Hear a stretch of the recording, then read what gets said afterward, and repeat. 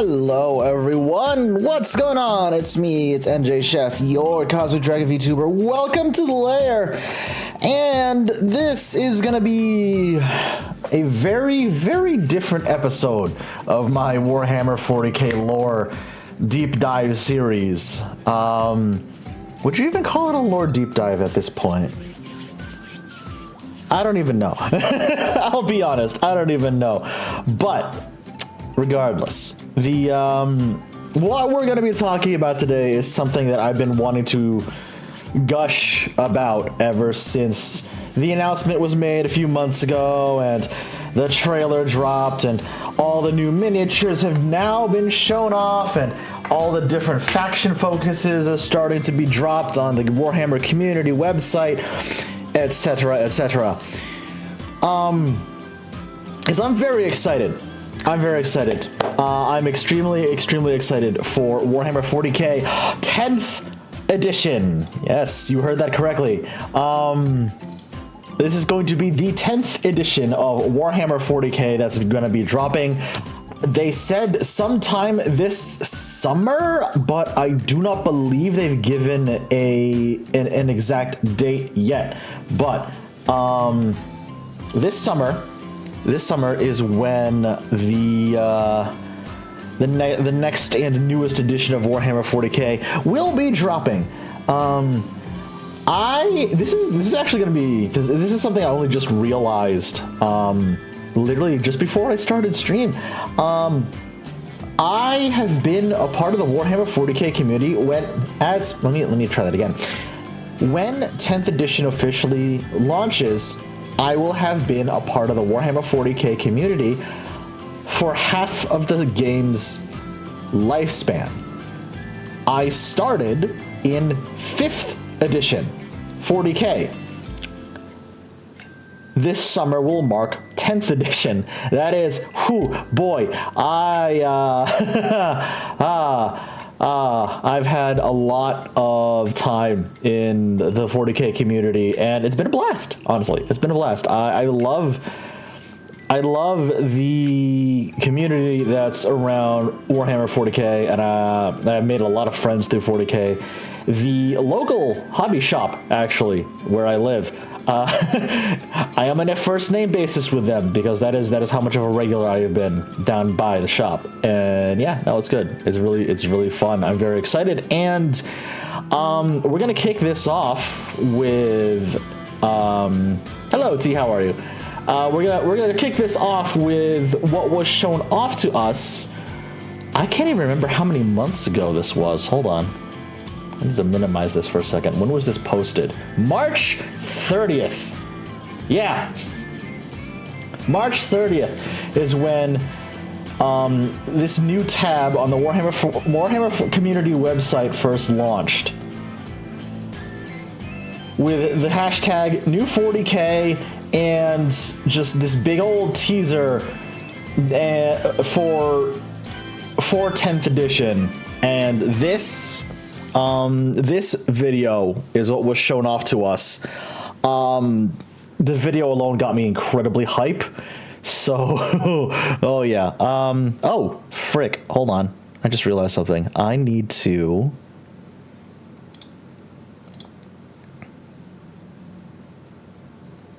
I should probably make sure y'all can hear it. There we go. I forgot to enable a sound source. Okay. Check this shit out. Because, oh my god.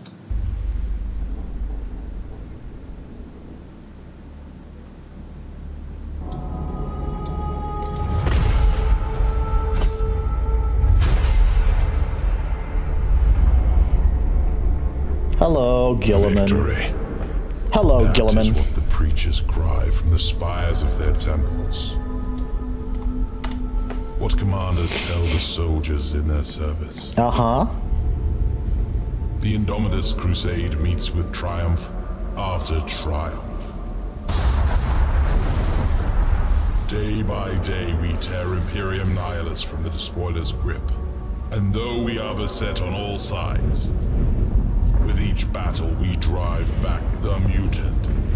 Look familiar? The heretic, That's a Tyranid Hive fleet. the alien. Hello, boys. As I speak these words, our forces engage the remnants of Leviathan. All those gaunts.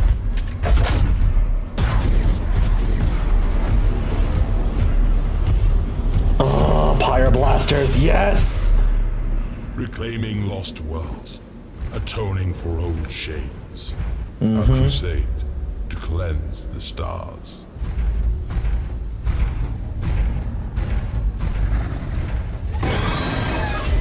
Taking the fight Screamer Killer. to the enemy. There he is.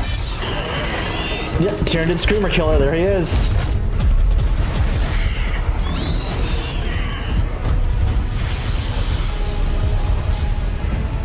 And now the heavy artillery is here. Oh.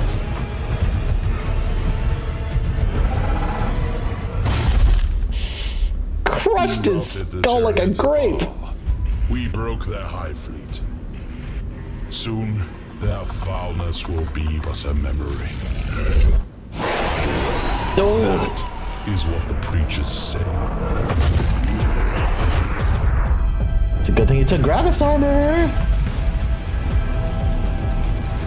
Oh, this is so good, man. God, when 40K, I need to give props to the Games Workshop crew. Whenever they do a hype video, like a cinematic video like this, oh my god, it goes so hard, dude.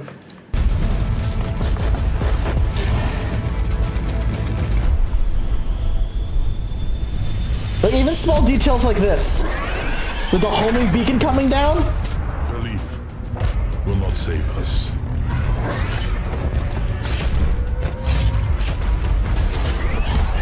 Lies will not protect us.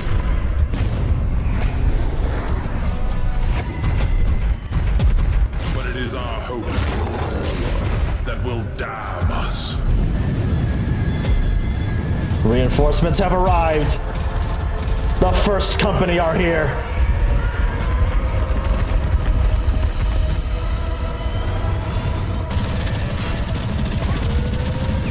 God, that assault cannon is so visceral. Holy moly.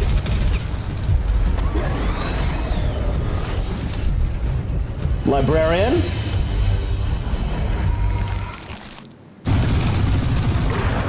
In the spires and the slums.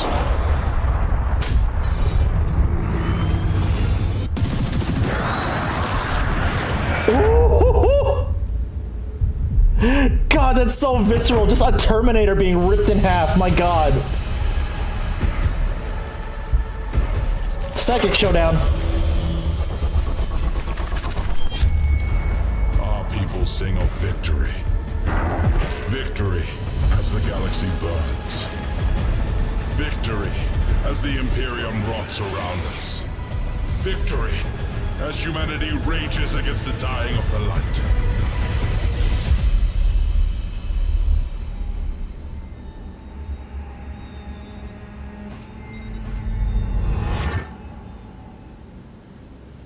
Victory.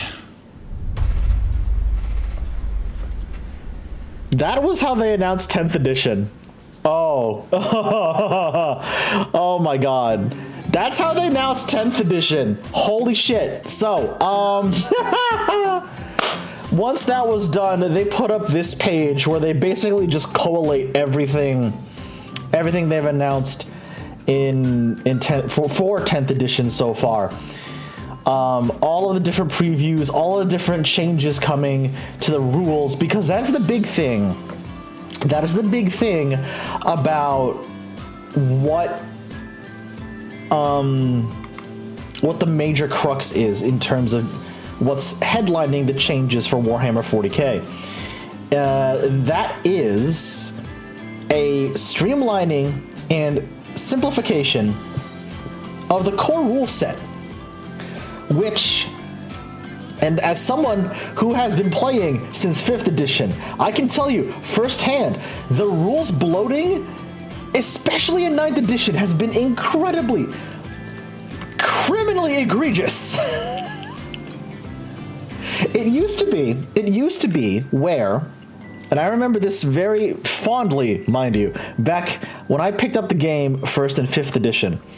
You could take your core rulebook and then your army codex, which has all your army special rules inside of it. Use the 2 of them, build an army list, take your minis out, box them up, head to wherever you were gonna play, sit down with your opponent, and play a game. That's it. Those were all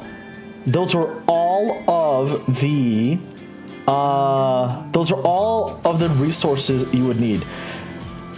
Besides the dice, besides the measuring, like the tape measure, so you can measure like movement distances and weapon ranges and all that stuff. But that's literally all you would need.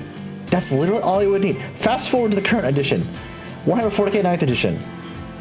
If you wanted the most up-to-date rule set to play a game against against an opponent, like against one of your friends, let's say. You want to get a friendly game in, let's say, 2,000 points, Arcs of Omen scenario.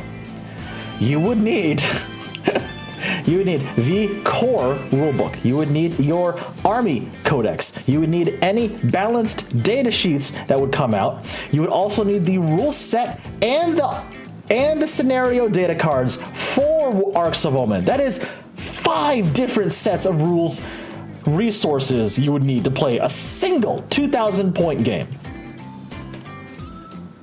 And it's about goddamn time. let me tell you, it is about goddamn time. Games Workshop finally realized, okay, maybe the rules bloat is getting a little ridiculous. Because holy shit. Like, it has been getting insane, and the big thing, the big change that they're touting for 10th edition, and to their credit, from what they've shown off so far, yeah, it actually looks pretty goddamn streamlined, which I am incredibly thankful for. Hey Bob, what's up? How you doing? Warhammer 40K, for anyone new and who hasn't been keeping up with my lore deep dive series, Warhammer 40K, or Warhammer 40,000, is a tabletop game system created by Games Workshop, which is a UK-based tabletop games company. And what it is you purchase miniatures, like little miniature figurines that you can assemble. So like you clip them off the sprues, use glue to assemble them and stick them onto the bases, and then you take paints and then paint them in whatever colors you would like. Let's say if you wanted to paint them like the Ultramarines that were just in that cinematic trailer, then you would paint them blue, like this. In my case, I paint them green, black, and gold like the Salamanders, because I like the Salamanders chapter Space Marines. And then you would use the rules that were provided by Games Workshop and meet up with other players face to face, and you would pit both of your armies against each other. It's like chess meets army men, kind of, if I could boil it down to something like that. This game has been around for the longest time. I have been playing since Warhammer 40K 5th edition, and I need to remind people how long it's been since 5th edition has. Give me a second. I've been playing since 5th edition, which launched all the way back in July of 2008. Okay?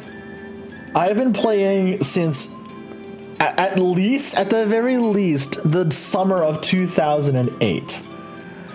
Warhammer 40K as a game system,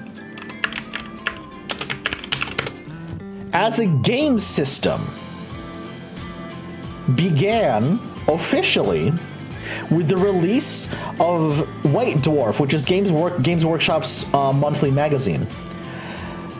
It began as a supplemental game system in White Dwarf issue number 93, which was released in September of 1987, which, with its full standalone rule set, first edition officially launching with Warhammer 40K Rogue Trader in October of that same year, 1987.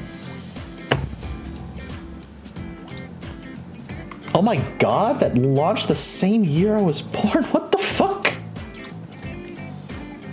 Warhammer 40K launched the same year I was born, y'all. What the fuck?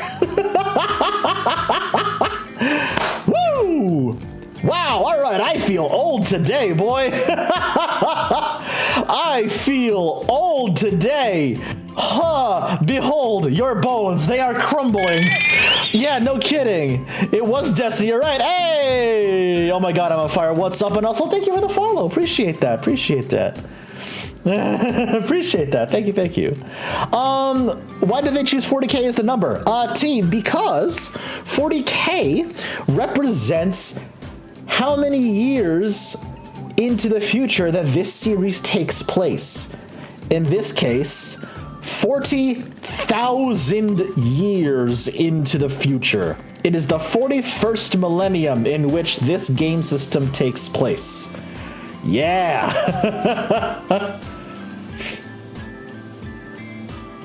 Finally got a chance to catch you live. Hey, buddy. Yeah, no, it's not. I usually catch you whenever what's it called? Whenever Thunderbird Prime raids into your stream post Kamen Rider watch along. Yeah, it's nice. It's nice to see you stopping by. In 40,000 years, we developed space travel and aliens. We've not only developed space travel and aliens, but we've also basically ripped open a portal to hell. We've seen the golden age and the fall of the golden age of mankind. 9 different alien species are vying for the galaxy. The galaxy has been ripped in half by a massive warp storm. Demons are pouring in from an extra dimension, trying to eat our brains. A lot has been happening in 40,000 years. It's almost as if I have an entire YouTube series about this. Check the YouTube channel for my 40K lore deep dive series.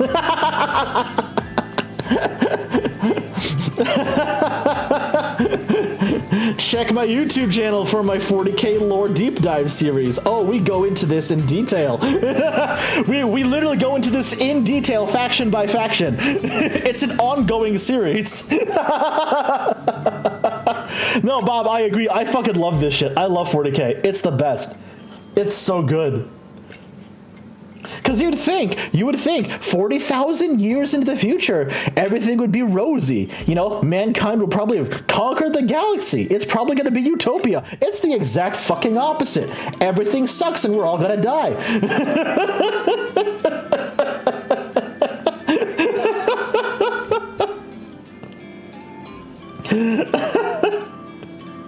I'll save that for the next 40K lore deep dive stream. But anyway, so eventually, they sort of just they dropped they updated the Warhammer community website with all of this stuff, breaking down what's coming in the newest edition of 40K. So the main lore, because every edition of Warhammer 40K revolves around a central story, or at the very least a central theme. When 8th edition dropped, it was the resurgence of the Necrons. When 9th edition dropped, it was the story of this man right here, Primarch of the Ultramarines, or Butte Gilliman, leading what was known as the Indomitus Crusade to try and reclaim what was left of the Imperium after Abaddon the Despoiler was successful in his 13th Black Crusade, destroying the planet of Cadia, rest in peace Cadia, and opening up a warp storm so large it quite literally split the galaxy in half. Billions upon billions of people died in the process. Oh yeah, they finally did it. So, in 10th edition, pardon me, in 10th edition, the main storyline for 10th edition is the resurgence and a renewed offensive of the Tyranid hive fleets, specifically a hive fleet that the Imperium thought they had bested, or at the very least routed. It's the resurgence of Hive Fleet Leviathan. But Leviathan is appearing in a place where they thought their forces of the Imperium were going to be safe, because the majority of Tyranid invasions came in the Galactic East. This newest invasion of Hive Fleet Leviathan, however, is attacking the Galactic West, which is a terrible, terrible idea for the Imperium, because Terra, aka Earth, what Earth will be called in 40,000 years, apparently, if we follow this timeline, Terra is located in the Galactic West. And if there's one thing that will draw in the entirety of a Tyranid hive fleet and put it on the offensive, and that is a strong enough psychic beacon. There is absolutely a strong enough psychic beacon on Holy Terra, the Golden Throne, and the Astronomicon itself. You can see why Imperial forces are now scrambling to move all of their defenses from the Galactic East halfway across the galaxy all the way over to the Galactic West. They are literally scrambling to move all of their forces there.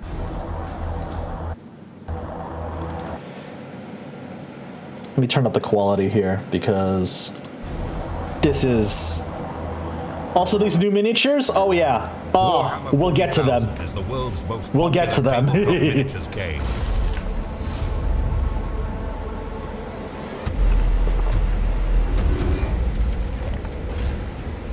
Players command armies of genetically enhanced super soldiers, brutal monsters, powerful aliens, and destructive war machines to play out spectacular battles in the 41st millennium. Well, mantra Didn't go all out. We've been listening to the community, and that's a large part of why we've decided to focus the game as much as possible. How can we keep the tactical depth and richness that players love, but examine every rule in the game? Does this need to be here, or is there another way that we can achieve the same result? To secure victory, you must understand your strengths and the strengths of your enemy. We fundamentally changed the data sheets from the ground up. About fucking much more time. accessible, and really focusing the rules onto the datasheet themselves. What the team's been able to do with this is really look at every unit in the game, make sure it has a really clear battlefield role and a thing for it to do, and then write the right rules for it. Your datasheet rules all... Yeah. When they first showed this, because what Games Workshop has been doing lately is they've been doing live stream reveals for a lot of their new stuff that's coming out. When they showed this on stream, I let out an audible, "Excuse me, what?" Excuse me, what the fuck? Because I am used to unit rules looking very, very different. This is a massive change to how unit rules and unit stat lines are being presented for a brand new edition of Warhammer 40K. This blew my fucking mind. Like, let me tell you, this blew my goddamn mind. I'm like, what the hell is going on here? Holy shit. The loads of money you spent on Warhammer went into them making high-quality budget cutscenes. Yeah, no! I believe that. I believe that 100%. Are you kidding me? Especially how long I've been in the game. Although, to be fair, I know people who've been in the game longer than I have. I started in 5th edition. I know somebody who plays Tyranids who's been playing since 3rd edition. You know, back when they had pewter models, not plastic. Back when they used like metal for some of their miniatures back in the day. Like, bro. Ooh, man. Fit on a single card, and your army rules will fit on a single page. One of the things we wanted to ensure was that everyone got to play 40k as soon as possible after the edition was launched. So to make that happen, all of the rules for everyone's armies via the data sheets and their army rules will be available for free. Oh, thank God. That is the biggest thing. That right there is the biggest thing that I was so happy. Bob, thank you so much for the follow. Appreciate it. Also, what up, Yashi? How are you? That is the biggest. That was another thing that was exceedingly contentious when it came to the current landscape of Warhammer 40K. Was the price point.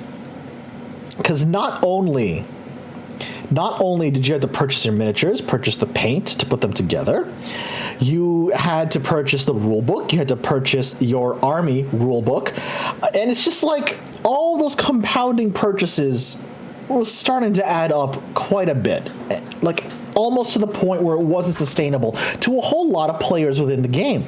So it looks like, and thankfully what they're doing is they're hearkening back to when Warhammer 40K as a game system, as a standalone game system first started.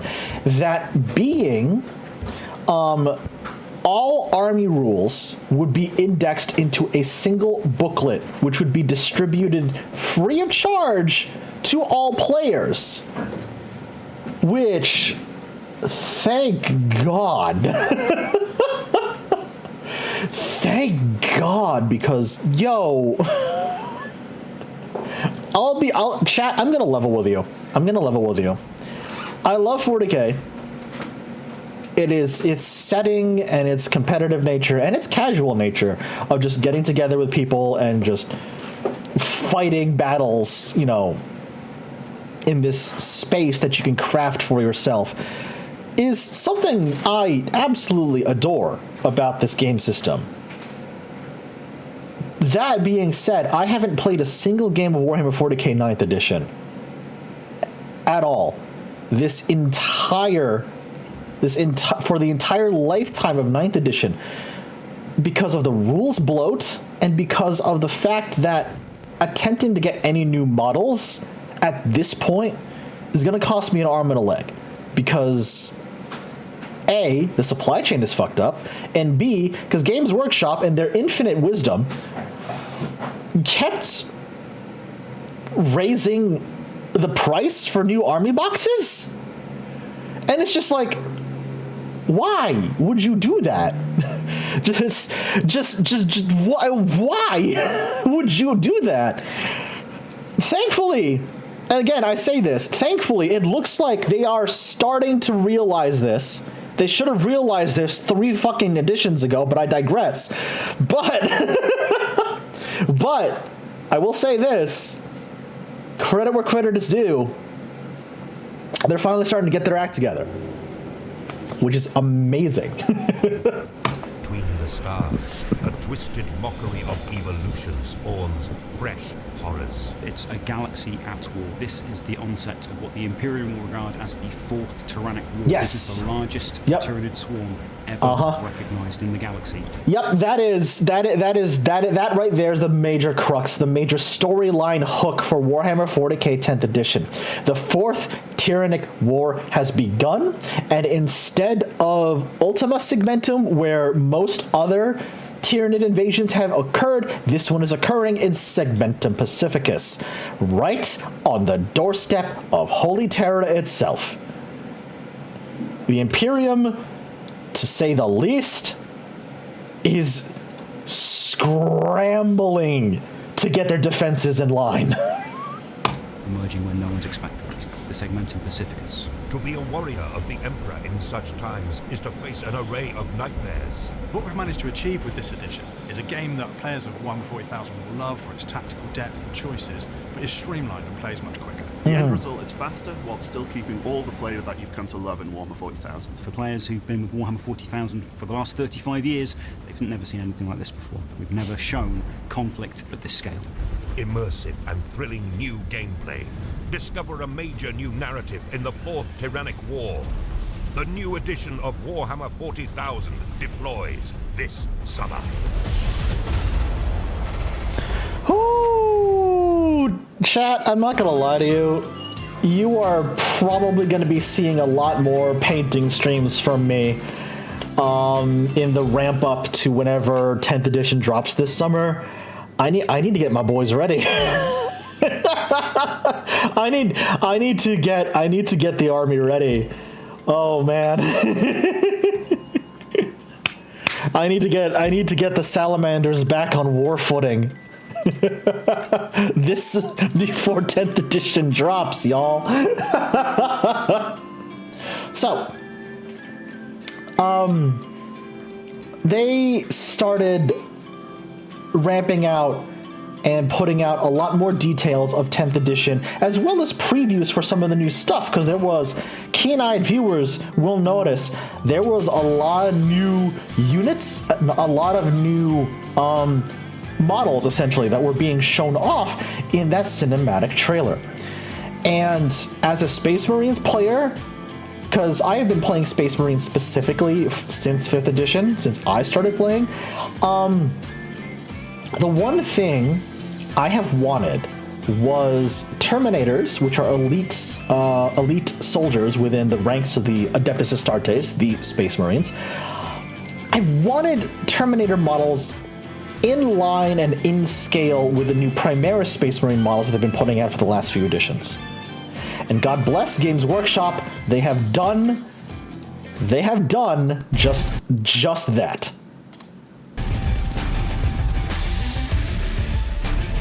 They've done just that. Oh my god. That looks so sexy. Holy shit.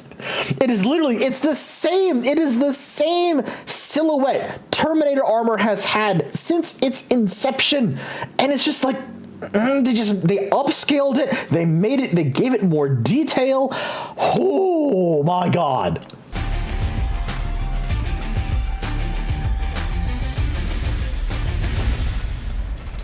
Oh.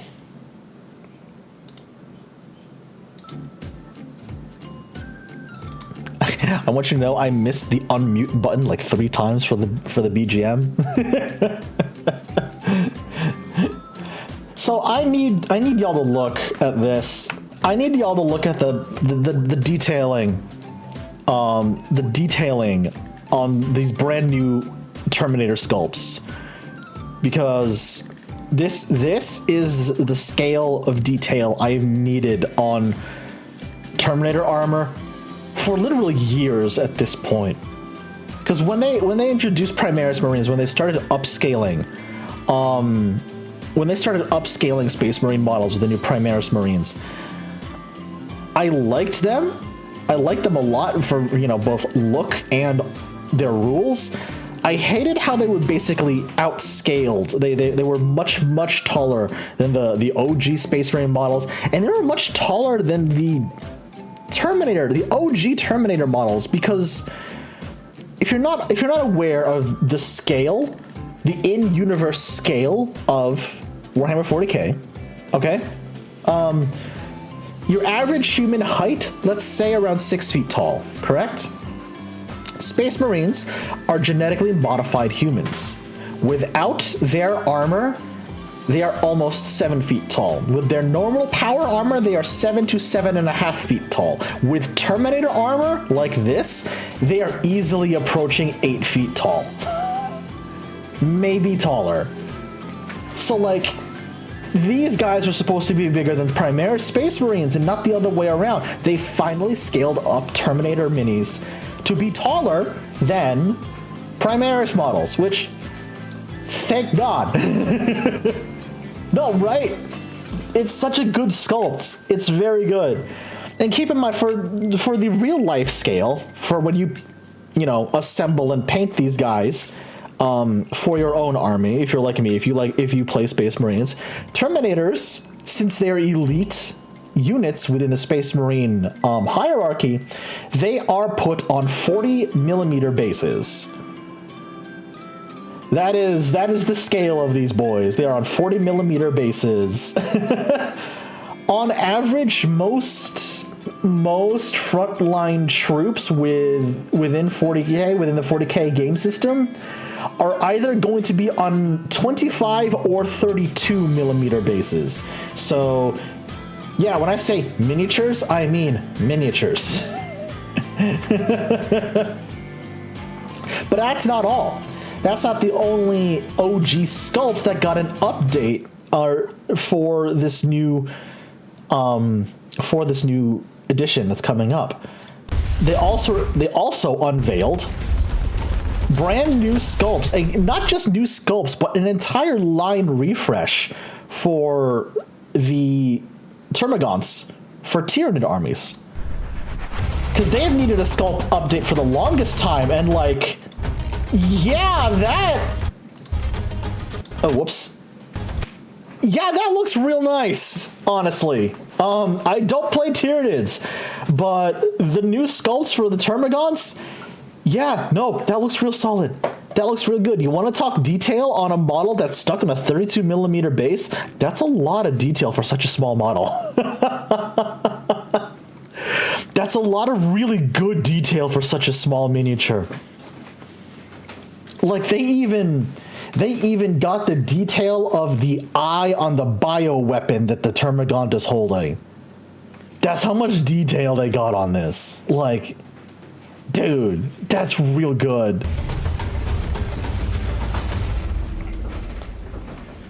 Oh, like, really, that's so good. And again, I need to gush, because Games Workshop design team, the Games Workshop design team has had some questionable designs in the past. I'll be the first one to admit that. I will 100% be the first one to admit that. But when the design team actually starts to buckle down and take a look at older model sculpts that Games Workshop has had in their now massive range of miniatures, and when they start to look at what can be refreshed and refurbished, they do a fantastic job. They do a brilliant job. Like, these Termagants look brilliant. And I don't even play Tyranids. So I just want to read to you what they wrote down here in terms of what's coming for 10th edition. By the way, one of these days I would love to be... I would desperately love to be in an apocalypse level battle with this many miniatures involved. Because that just looks stupid fun to me. You got 3 different Space Marine chapters in here. You got the Blood Angels, you got the Ultramarines, you've got the, I believe, is that Raven Guard or are those Iron Hands? I see Shrike, those are Raven Guard. Okay, those are Raven Guard. That just looks so good. That just looks so goddamn fun to me. That is a weekend of beer and fun and Warhammer with the friends, and that I gotta do that. I gotta do that at some time. I gotta do that sometime, man. Anyway, I just want to read to you what Games Workshop has outlined in terms of new 40K, in terms of 10th edition Warhammer 40K. There are some big changes to gameplay, which has been completely overhauled for this edition. We started with what the fans were telling us about the games that you play. You told us that while Warhammer 40K is a fun game, there are parts that feel overcomplicated, and that the learning curve for new players is steep. In particular, we felt that too many stratagems and far too much complexity in army selection. We've listened, and the new edition has been simplified, but it is not simple. That's a phrase that are going to be repeating quite a lot. In all the previews they have been putting out in terms of the rules changes from 9th edition to 10th edition, because it's quite a significant change, actually. It is a massive changeover between 9th edition into 10th edition in terms of the rule set. And as we'll see, in my opinion, on paper, it looks good. It looks good, honestly. I feel like the changes that they are advertising, they look very, very good, very well implemented, and very well balanced. So that's something I hope they continue to focus on and continue to adhere to as 10th edition ages, as 10th edition progresses. it is still the deep and rich war game that you know and love. We have just doubled down on the best bits. So instead of a huge raft of faction stratagems, you will have access to a handful of the best ones. There's also a few new universal stratagems that anyone can use, which allow you to be reactive in your opponent's turn. That's something I'm really, really glad for, because I have faced armies who are built around a certain aspect. For example, I faced Eldar armies who just dominate the psychic phase from beginning to end. I faced Orc armies who just want to skip the psychic phase and shooting phase altogether and just dive headlong into melee and just absolutely wreck face in the fight phase. And in both cases, I felt entirely useless, because it's just like, well, what am I going to do? My options for countering this are few and far between. There's little to no counterplay. It ultimately feels way too unbalanced. So the fact that I had the opportunity to finally react in my opponent's turn is a change that is wholeheartedly welcomed. Wholeheartedly welcomed. There are improvements like this everywhere, in turn structure, army selection, morale, terrain, mission type, the ways in which characters interact with units, and more.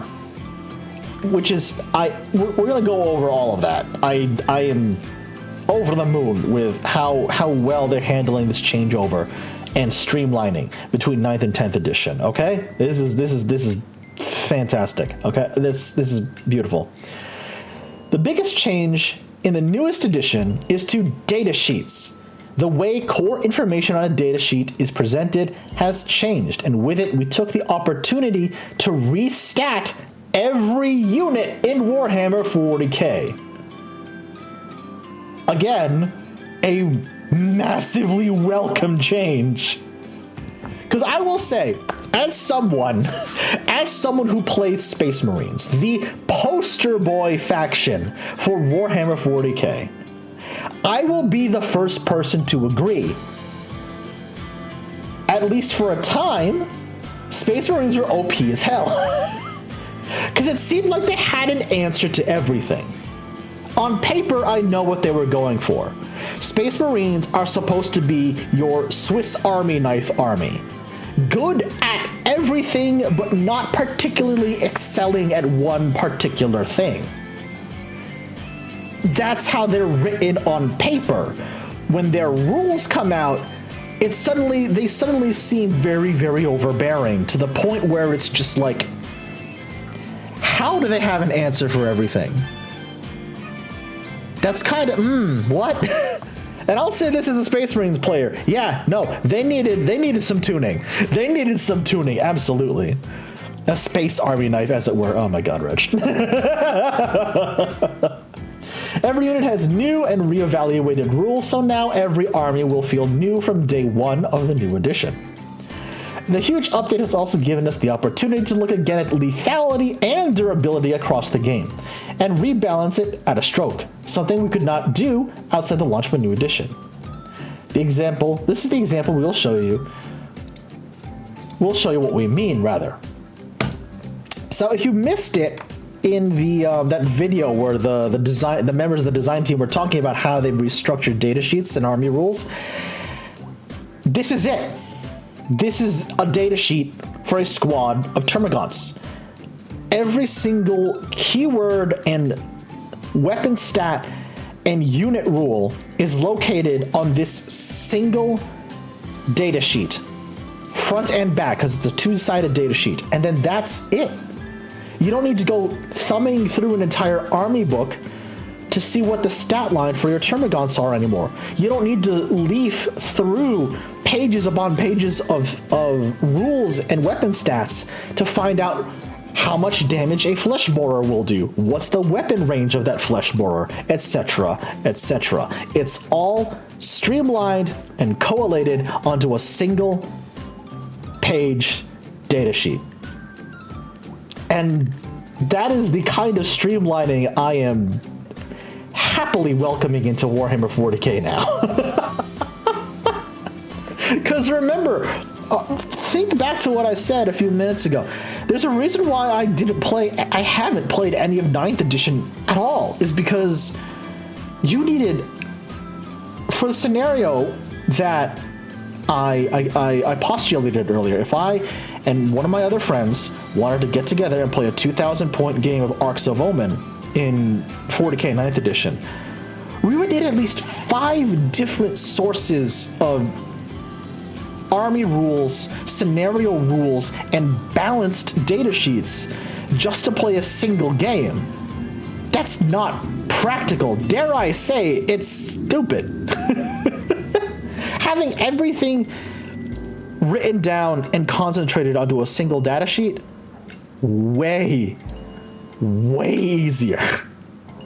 Way easier. You told us that you didn't want to carry as many books with you into games. Yes, I've been saying that since 7th edition, actually. On the first day of the new edition, the rules for every datasheet in Warhammer 40K will be free to download or available to buy as convenient and portable card decks.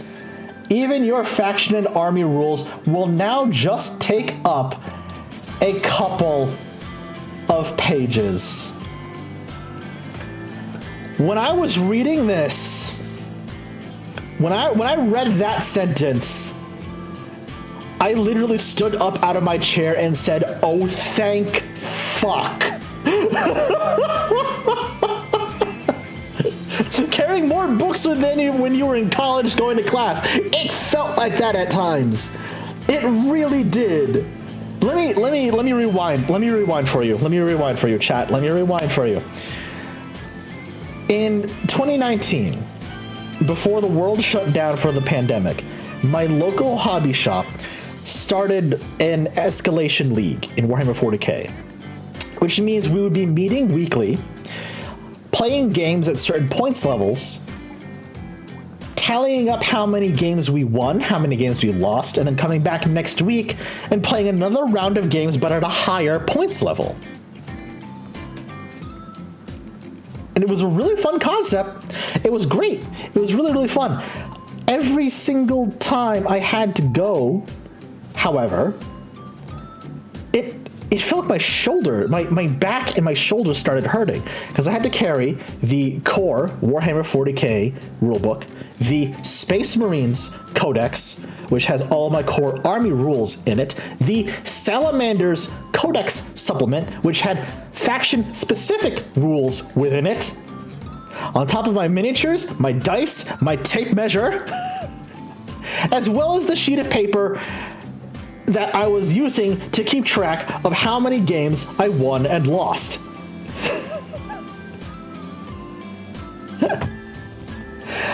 Like, ow. It was not a fun time. It was not a fun time. And that was the norm for a while, which was unfortunate. Like, that was the norm for a long time. So the fact that I just need to take a handful of things on top of my miniatures now, it's just like, this change has been long overdue, but I'm welcoming it with open arms because goddamn it, Games Workshop, thank you. It's about fucking time. It's about fucking time. Army selection is equally straightforward. Pick a faction, pick a warlord, and pick the units you like. Just no more than 3 of any one type, and stay within your points limit. That's it. That's it. They streamlined everything when it comes to 4th edition, or 4th edition? Wow, I went backwards. 10th edition. Better late than never. No, I agree. I agree. Better late than never. It's a welcome change regardless. I agree. The rules in them don't work with the new edition, but remember that the rules for all of your units will be available for free online at launch, which is beautiful. So this is the norm between editions. For example, when we transitioned from 8th edition into 9th edition, this was the case there as well. Codexes and rule sets between editions of Warhammer 40K are rendered obsolete whenever a new edition comes out. That's been the norm since the game's inception. Rules in first edition you can't use now. It's just unless you want to play a game of Oldhammer, but then you'd be looking at a rule set that's literally as old as I am.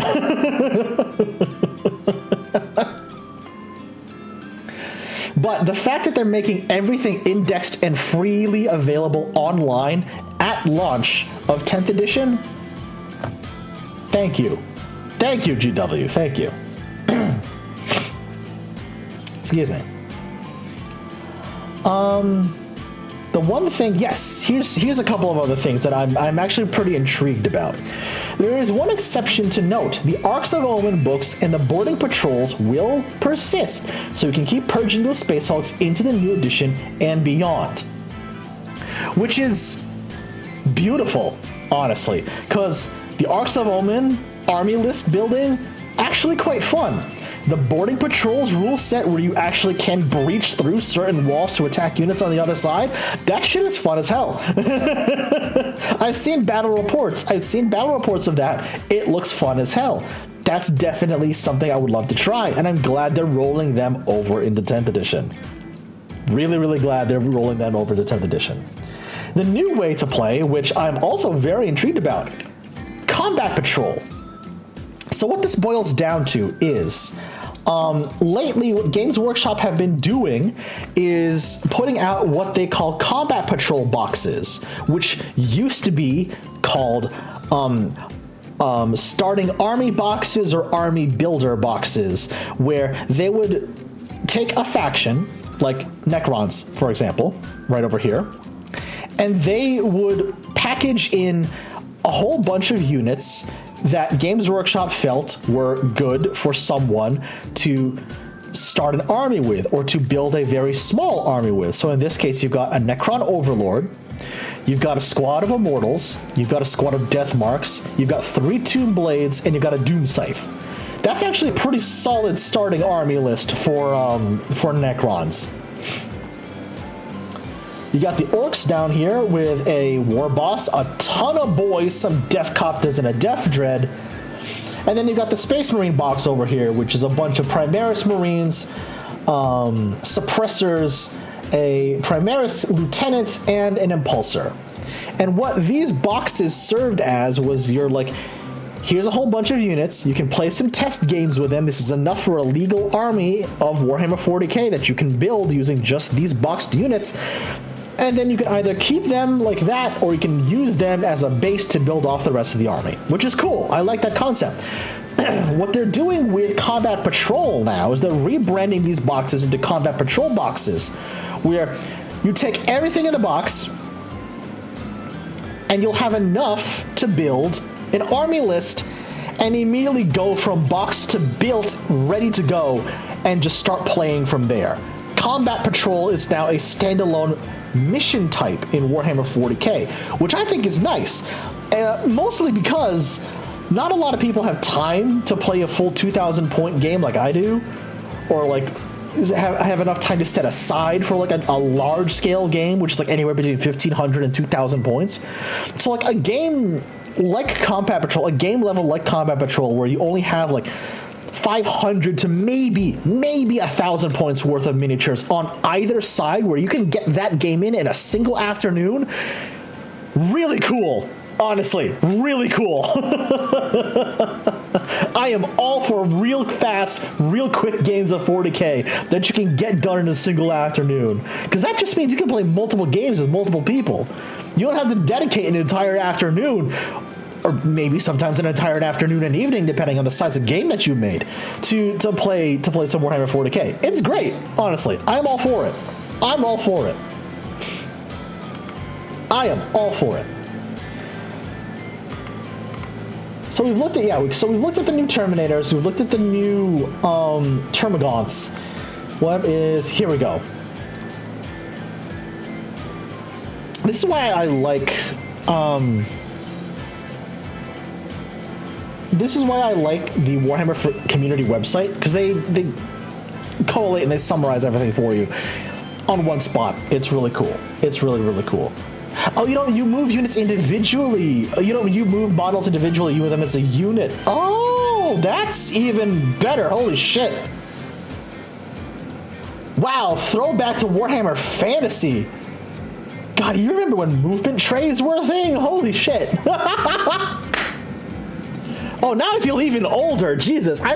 Y'all remember when movement trays in Warhammer Fantasy were a thing? Oh, God.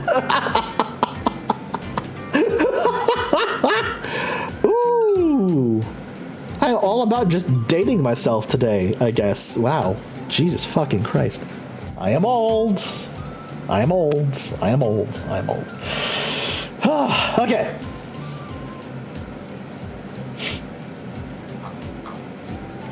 So this was a Q&A that GW put out because there were a ton of questions. There were a ton of questions that the community had regarding the announcement, regarding the trailer, etc., etc., etc. So, very quickly, is this totally a new edition? Let's get this out of the way from the off. 10th edition of Warhammer 40K is a complete revision of the game that you know and love. Every single element of the game has been revised and rewritten from the ground up for an entirely new and more cohesive experience. Plenty of rules will remain the same, but there's not a single one that has not been reassessed and, if necessary, rewritten to work perfectly within the new system. This is genuinely a whole new world of Warhammer. They usually like to use hyperbole like that when it comes to a new edition of Warhammer 40K launching. But this is the first time in my memory where it honest to God feels like, yeah, this is going to feel like a brand new game system. This is going to feel like a brand new game system. Like, dude.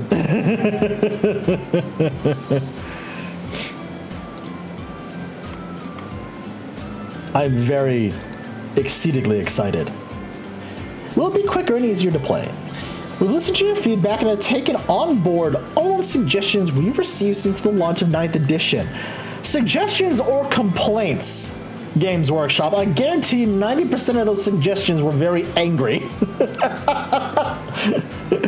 One thing that repeatedly came up was the different number of books you currently need to reference while playing. Yeah, I'm glad they finally called that out.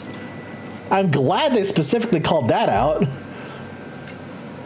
Thankfully, the days of flicking through multiple books to find the one rule you need are now over. Datasheet cards for your faction now contain all the information you will need to play the game at your fingertips. Our core design philosophy, one core design philosophy has governed all of these changes. Simplified, not simple. That is the phrase. I told you. That is the phrase that dominates all of the stuff, all of the reveals, all of the previews that they are putting out for Warhammer 40k 10th edition. And again, it really seems to me like they're sticking with it, and I just really hope they stick with it throughout the lifespan of 10th edition. I really hope they don't lose that track. I hope they do not stray too far from that core design philosophy, because in my opinion, that is a really solid core design philosophy to build on for 10th edition, and not just 10th edition, but 10th edition and beyond. How easy is it to get into the game? This is another point of contention. Not from myself, because I've been in the game for so goddamn long, but for mostly new players who want to try and get into Warhammer 40k but have found the level of entry to be dreadfully, dreadfully steep. Dreadfully steep. We know that not everyone has a full evening to spare to play one game or has a 2,000 point army ready to rock. I have way more than 2,000 points now. Holy Jesus, I have way more than 2,000 points now. Oh, God. You and your friends can easily grab one combat patrol box, download a set of rules that balances your chosen force against any other combat patrol box, and you'll have enough to play a quick and satisfying game against each other straight away, which is cool. Honestly, I like that. I like that a lot. The fact that they're balancing the combat patrols against one another literally out of the box, I think is a really good detail. Oh, excuse me. I need to take a drink real fast because, whew.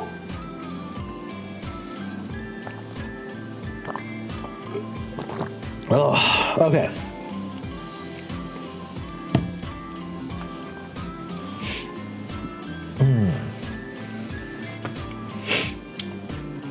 Will my collection and codexes be compatible? Unlimited cheaters aren't going anywhere. We'll play more about this, what codexes will look like early next week. We'll get to that, don't worry. Universal special rules are back, which is... oh my god. Thank fuck. Because all the different army rules, all the different army variations of stuff like that, I've been calling them by the Universal Special Rule, the USR name, for ages. So let me give you some background on this, chat. Let me give you some background on this. Back in the day, there used to be something called Universal Special Rules, or USRs. And what that meant was that every army in 40K at the time would have access to that one USR if it was listed in their army codex. Like, for example, Deep Strike, meaning that instead of having to set up your units physically on the battlefield, you could hold your units in reserve for them to enter the battlefield later on in the battle, sometimes at a time of your choosing, sometimes at random. And it was just called Deep Strike. And then for some reason in 8th edition and 9th edition, Games Workshop was like, but what if we called it differently for every army faction? But Games Workshop, isn't it just still the same rule by a different name? Yes. But we're going to call it differently anyway. What? So it just got really confusing. It just got confusing, it just got bloated, it just got annoying. So the fact that they're like, okay, you know what? Yeah, we're bringing USRs back. We did an oopsie. Thank you. Thank you for breaking what didn't need to be fixed and then fixing what was broken because you goofed it up in the first place. Like, what the hell, guys? You changed something that didn't need to be changed, and then realized, okay, yeah, our bad. Let's bring it back. I'm just glad USRs are back, because I don't want to, again, I don't want to sift through 6 different rule books to find out what this rule means.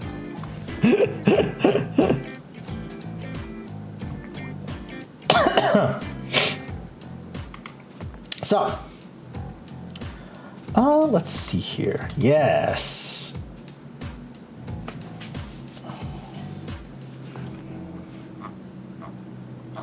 So this is actually a very, because I've been rambling on about how they're changing the rules around. And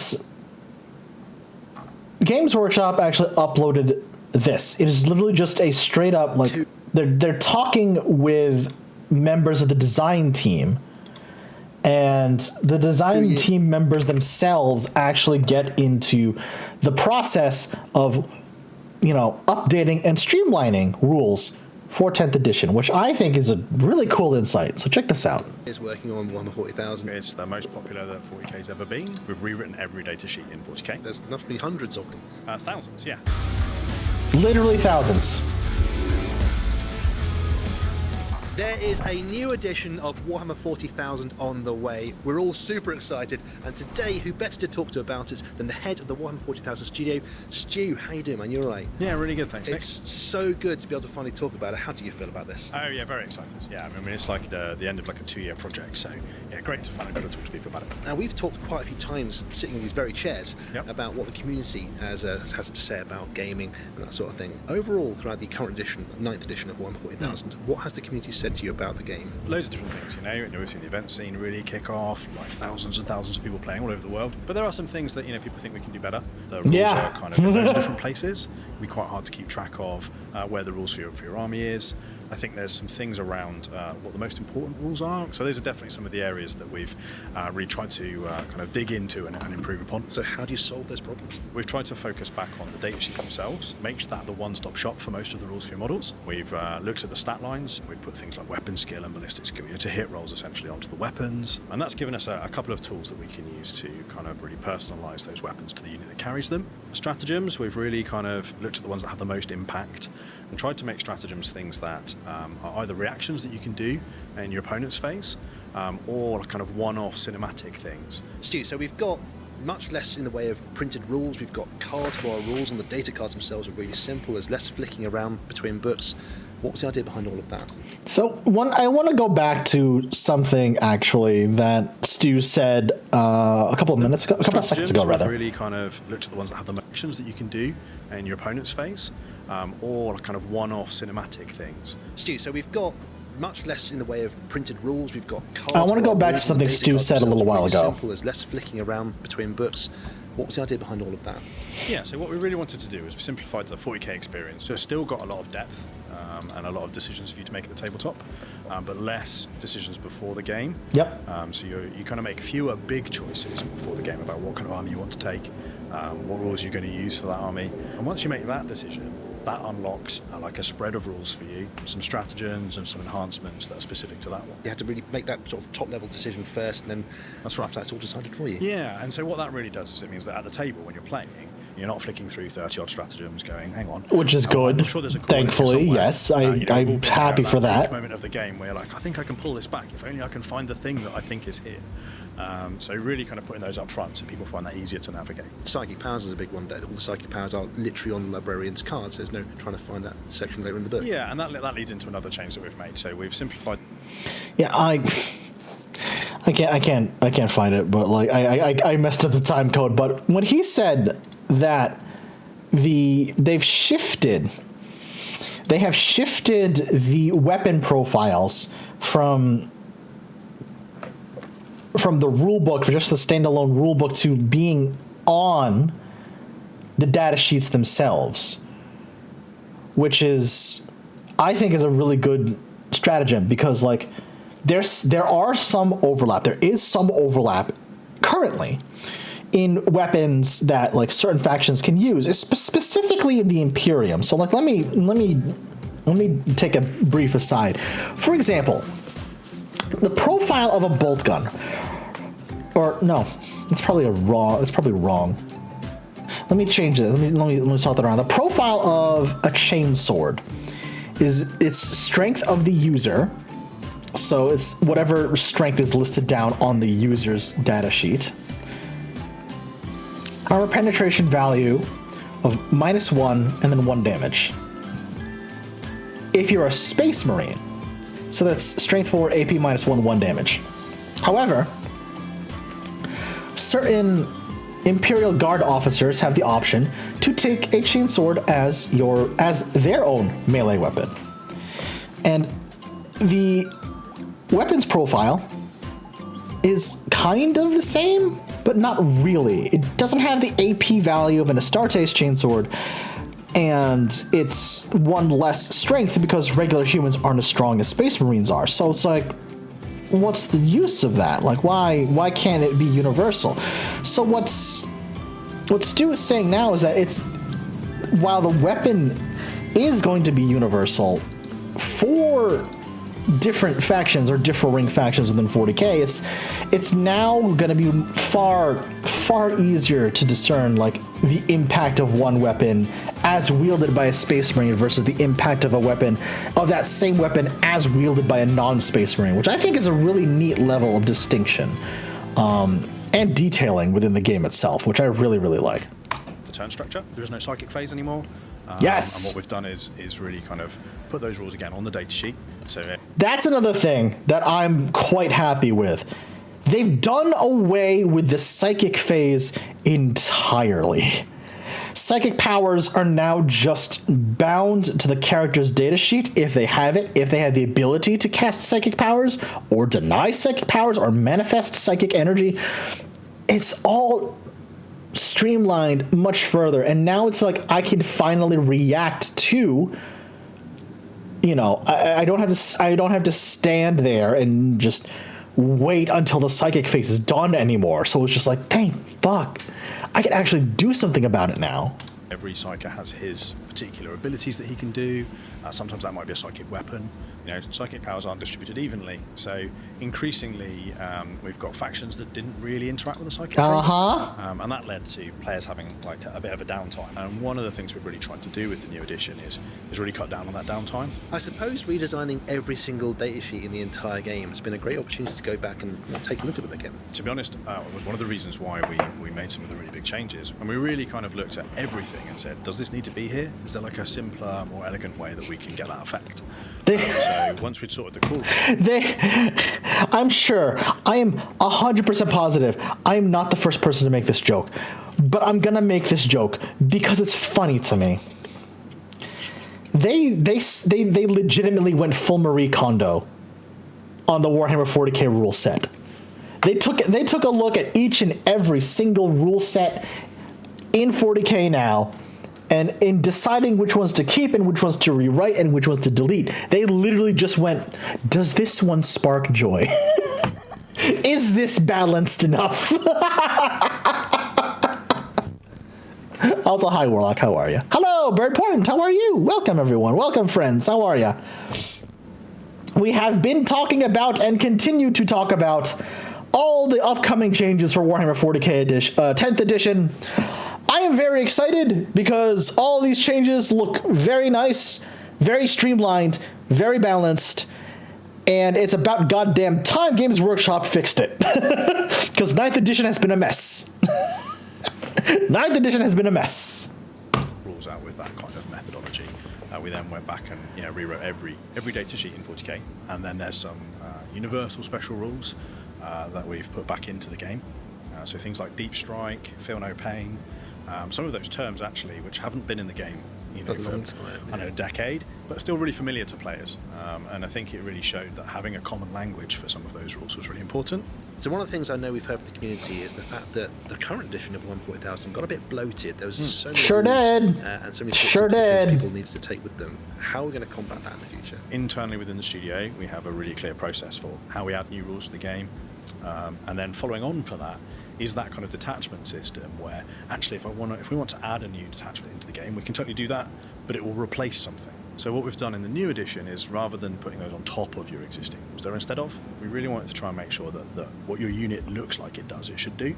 And one of the things that had happened in the previous edition is that a combination of kind of particular warlord traits and relics and stratagems could sometimes boost a unit like beyond what you'd expect. Which again kind of caught players off guard. Yep. And sometimes meant that they felt a little bit like somebody kind of gotcha'd them.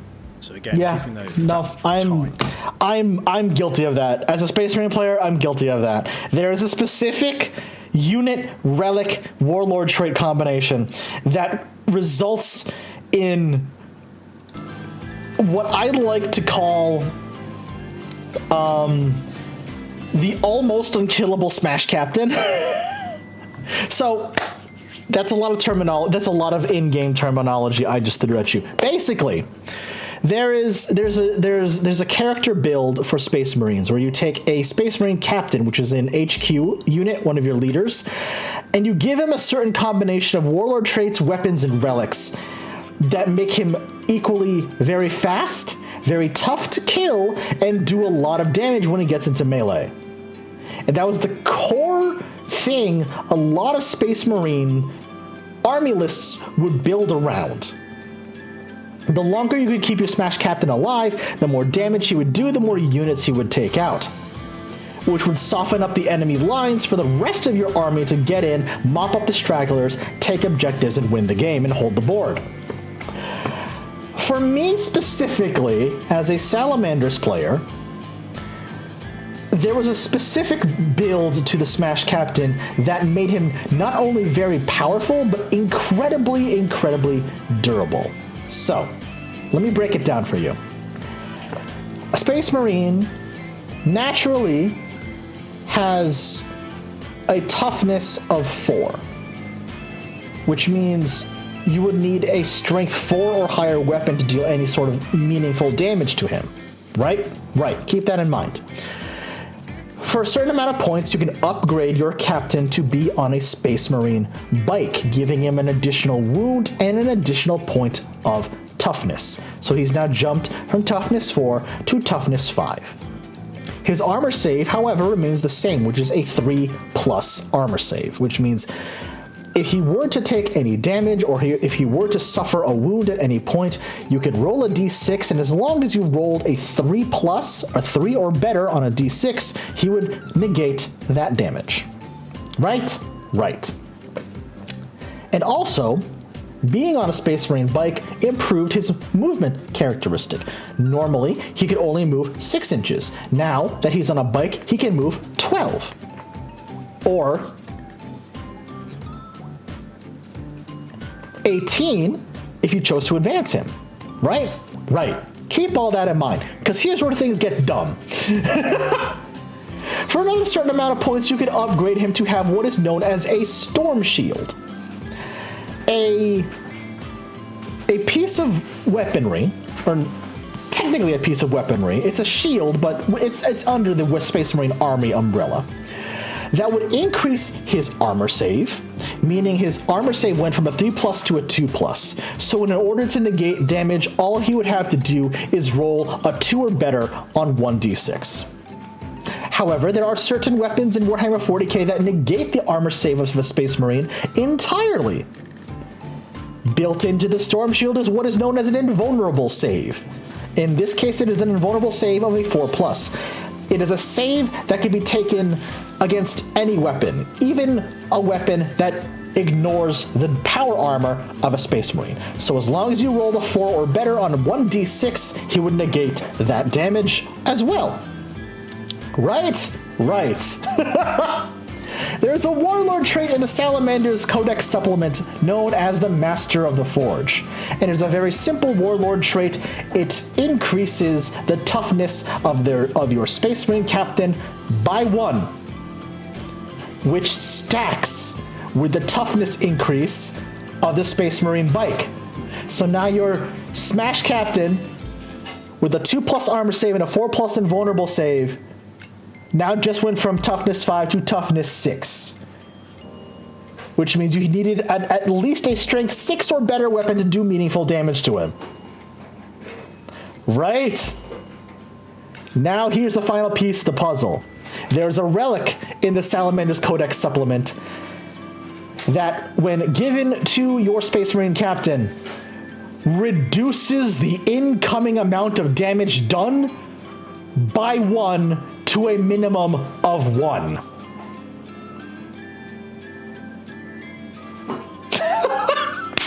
So let's say, for example, you needed a 7 or better to wound this Space Marine captain that I've just crafted for you.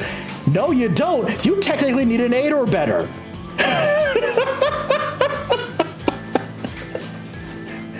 And in the meantime, while you're wasting fire trying to kill this Space Marine captain that is charging directly at your gun line, he is in the meantime immediately wrecking face, because I've probably given him a Thunder Hammer as well, because it's one of the best melee weapons the Space Marines have.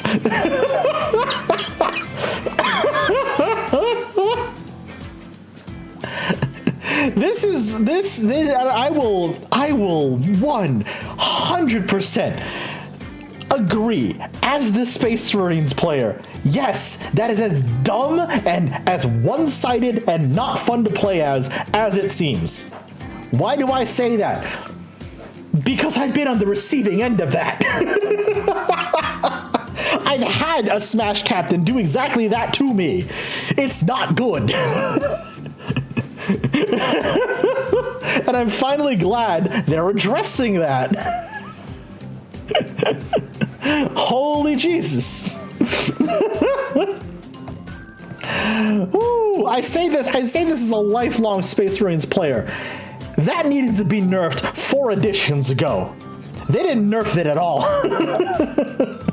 And as a matter of fact, Games Workshop in their infinite wisdom somehow managed to make Smash Captains even tougher to deal with, depending on what Space Marines chapter you built them around. Because God help you if you happen to be facing up against a Smash Captain from the Space Wolves chapter. Then he'd probably be on Thunderwolf Cavalry. He'd probably have a Frost Hammer or a Frost Axe. He'd probably have like massively different rules than the vanilla Space Marines to hit harder and also move faster. So it's just like, yeah, that's fucking weird. That needed to be fixed. That needed to be fixed ages ago. Means that we can avoid those. Good God. Way of doing it. The gotcha mode is definitely a thing that we've seen in the past, and it kind of would have felt like your knowledge of the rules was a weapon going into the game. Yeah. And if you knew someone's codex better than they did, then you might have a better chance of them. And it seems like that's been taken away. Yeah, very much so. So, Stu, it sounds like it's pretty much the best time to get into playing Warhammer 40,000. Yeah, so I think a lot of the changes we've made have really made that more straightforward for people. Once you want to know what faction you want to play, all you need is the core rules. You can download those. Your indexes are free. You can just download those as well. Those indexes will include your rules for your models, a detachment to get you started. So those are all the things you need. I think if you're an experienced player, there's still loads of nuance and loads of depth in there. But actually, if you're relatively new to the game or just getting back into the game, it's much easier as like an on-ramp into it. Of course, one of the other barriers we've seen is the number of miniatures required to play the game, but you've got a system Honestly, in the new version of Warhammer 40,000. Honestly, I'm gonna be real with you, chat. If you're new to the game, 10th edition is gonna be the best time to start playing, because with a rules overhaul, this massive and this all-encompassing, everyone on day one for 10th edition quite literally is going to be on the same page. Everyone's going to be figuring out the rules. Everyone's going to be figuring out their rebalanced army, their restructured army. Everyone is quite literally going to be on the same page. So by the time 10th edition drops this summer, it is quite literally going to be the best time to get into the game if you're a new player. If you're a new player, it is literally the best time to start. Whereas, you know, like even me, even someone who's been in the Warhammer 40K community since 5th edition, literally 5 editions ago, it's gonna feel like a brand new game system to me.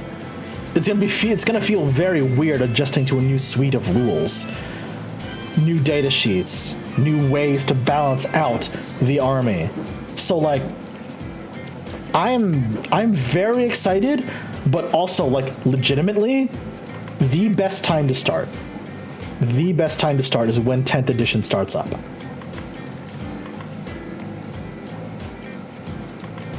Weapon lethality, phase structure, transports and terrain, and also Space Marine faction focus, because that is the only faction I currently care about at the moment.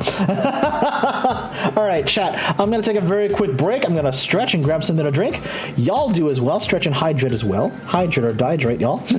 And we'll be right back into this deep dive. See you in a few minutes. Alright. Hello, chat. We're back.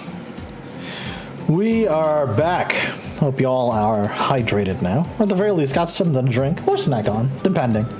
I got both. Okay, so now we're gonna get down to the nitty-gritty of the new stuff.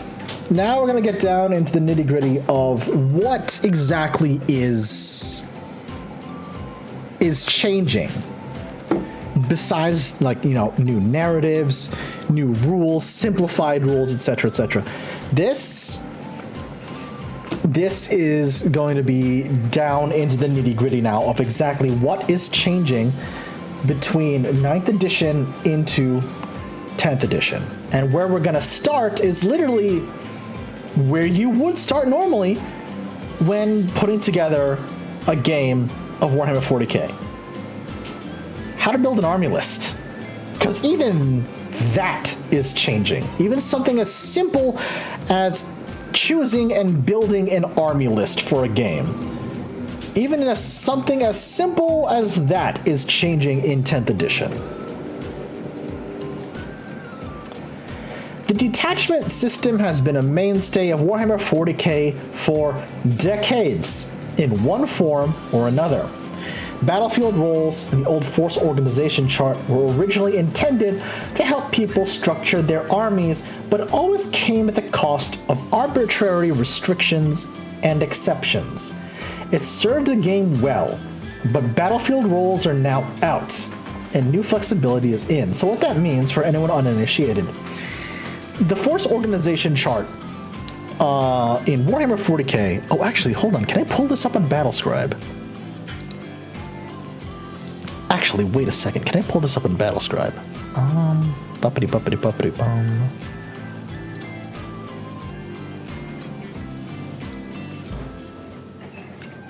This should be... Yes! Okay. Oh, it's got to update first. Of course it does. Give me a moment, chat, because I can actually show you. I can actually show you how this is being streamlined. There's a program, a third-party program, but there is a program called Battlescribe that helps players. It was designed to help players more easily build their army list for games of Warhammer 40K. You know, it was one of the third-party options that was created because of the rules bloat of that 40K was experiencing for like the past two and a bit editions.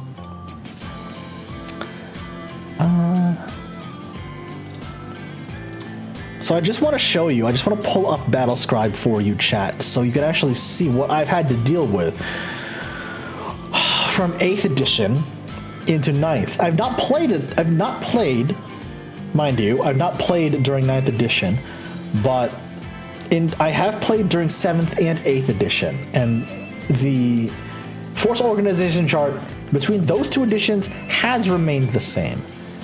So, let me do this, and then let me switch this over. Here we go. Yes. Say hello to the current Force Org chart in Warhammer 40K in all its messed up, goofy glory. So, for this example, because I like messing around with army lists, I have created a 2,000 point Arcs of Omen scenario army list for my Salamander Space Marines plus one of their allies, and I'll get to that in a second. So you need to select your Space Marine chapter. Well, first of all, rewind. You need to select your army faction. In my case, that would be the Imperium, specifically the Adeptus Astartes, aka the Space Marines, and specifically the Salamanders chapter of Space Marines. Then you would need to choose what specific unit type you would have to focus your Arcs of Omen list on, which is the crux of an Arcs of Omen scenario. You can either load up with troops or elites or heavies, or just get raided. Hello, Neo Ivan Gaming. Hello, welcome to thank you for the 2-person raid. How are you doing? What's up, buddy? How are ya? Welcome, raiders. Hi, welcome to the lair. The name's NJChef. I am a Cosmic Dragon VTuber. Today, we are talking about all things Warhammer 40K related because 10th edition drops this summer, and I'm just starting to illustrate what is changing between 9th edition and 10th. What's up, buddy? How are you? What were you up today? How was your stream? What were you up to? Welcome. Thank you so much for the raid. I appreciate it. Thank you so much. I will treat your community about as well as I treat myself, which means I might forget to feed and water them for a bit. So make sure they're hydrated at the very least.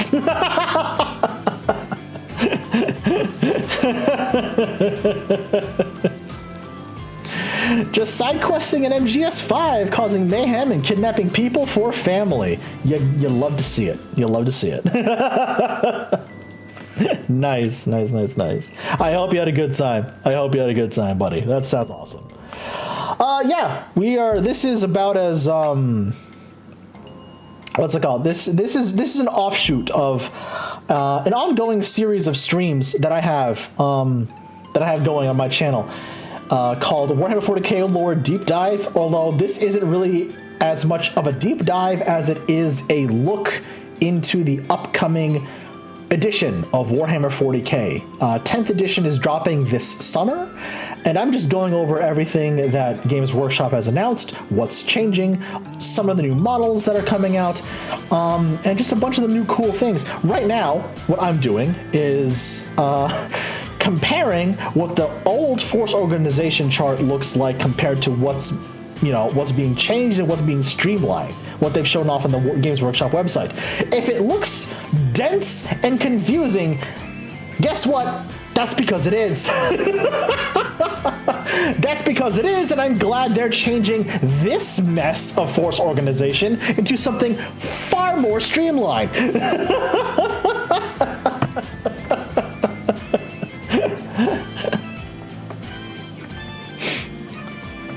So, excuse me, moving on. What was I even talking about before that raid hit? Yes, I remember now. Okay, so in terms of Arcs of Omen, in terms of the Arcs of Omen scenario, what you would have to do is you could choose one particular part of your Force organization chart. You were discussing Space Marine Chungus. Different Space Marines chapter, but technically yes.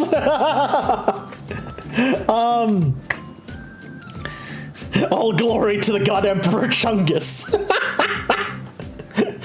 Neo, I'm not drunk enough for the Chungus conversation yet. This ain't Magfest. I haven't been drinking for the past hour. Or have I?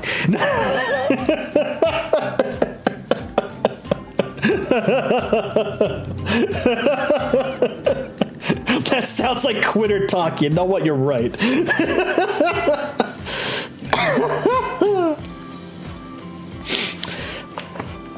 So, the crux of the Arcs of Omen scenario is that you would take your Force organization chart and you would focus in on one aspect of it, be it troops, elites, heavy, fast attack, what have you. And you would add extra units of that particular branch of the Force organization chart up to a limit.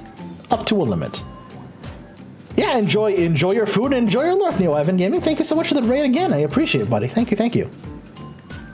So in my case, in this example army list, what I chose to do was focus in on the elites, which means I have a whopping 1, 2, 3, 4, 5 elites choices in a single army list, which is wild to say the least. So let me run down this Force org for you.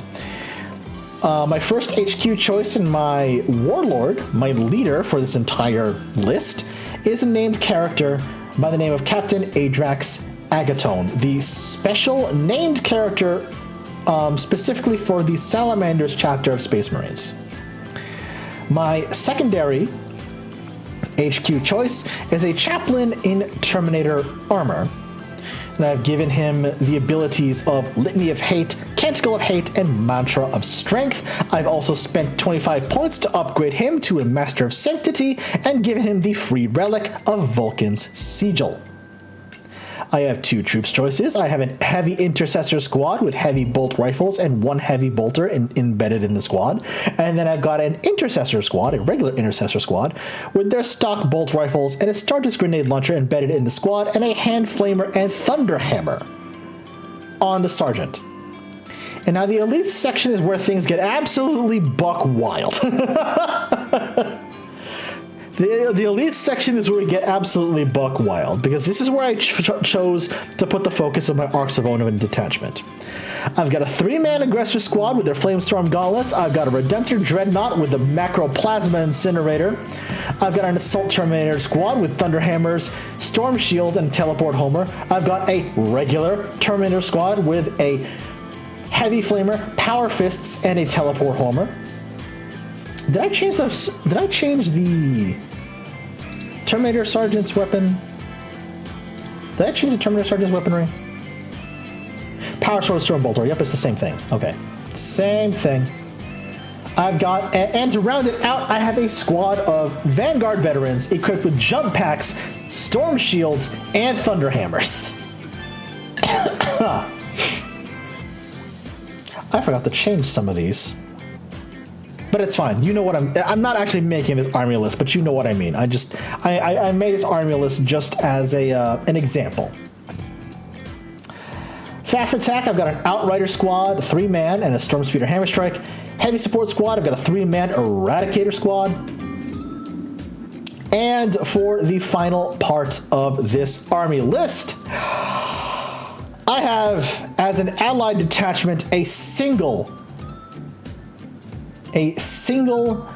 Knight Errant Freeblade with a thermal cannon, melt-a-gun, Iron Storm missile pod, and Thunderstrike gauntlet. Do you see how bloated the force organization chart has become with Warhammer 40K in its current edition? This is something that sorely needed to be changed, and I am so glad that they are actually changing it around for 10th edition, because we go from that mess to that. That's it. Step 1, select your size of battle. Step 2, pick your army roster. Step 3, choose your faction. Step 4, choose your detachment rules. Step 5, pick your units. Step 6, choose your warlord. You're ready to play. That's it.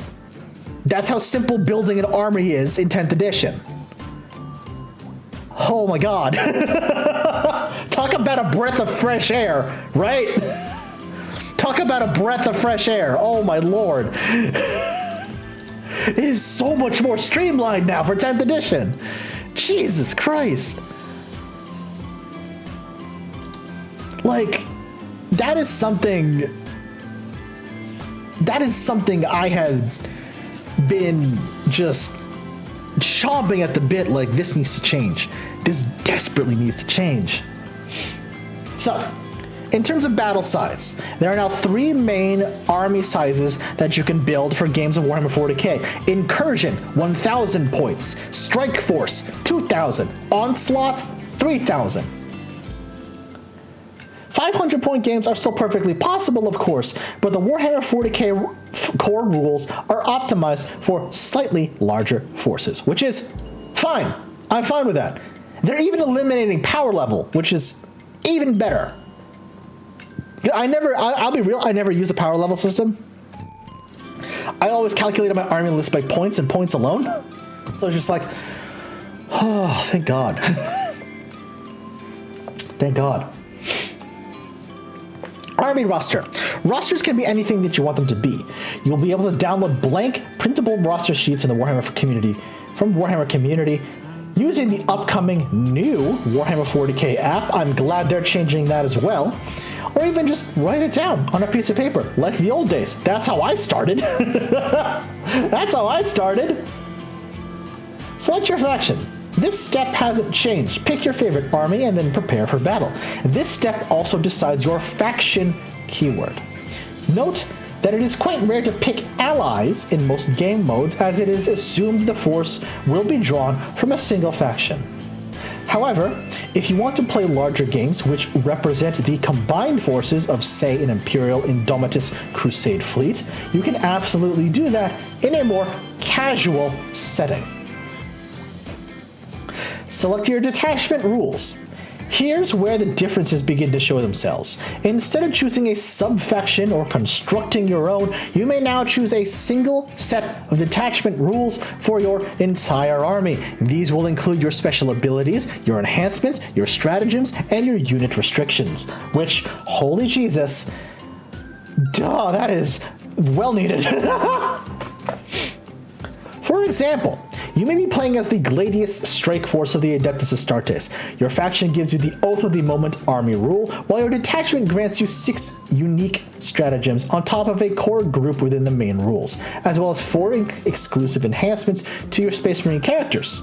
It also bags you the Combat Doctrines ability, which thankfully hasn't changed too much, if I remember correctly, from the current iteration. So yeah, you pick one thing, and it just has these set rules that are attached to it, and you can't change them out for anything else, which is beautiful. Which is something that the current iterations of Force Organization charts have had a bit of a problem trying to balance out. So it's just like, ugh, thank you.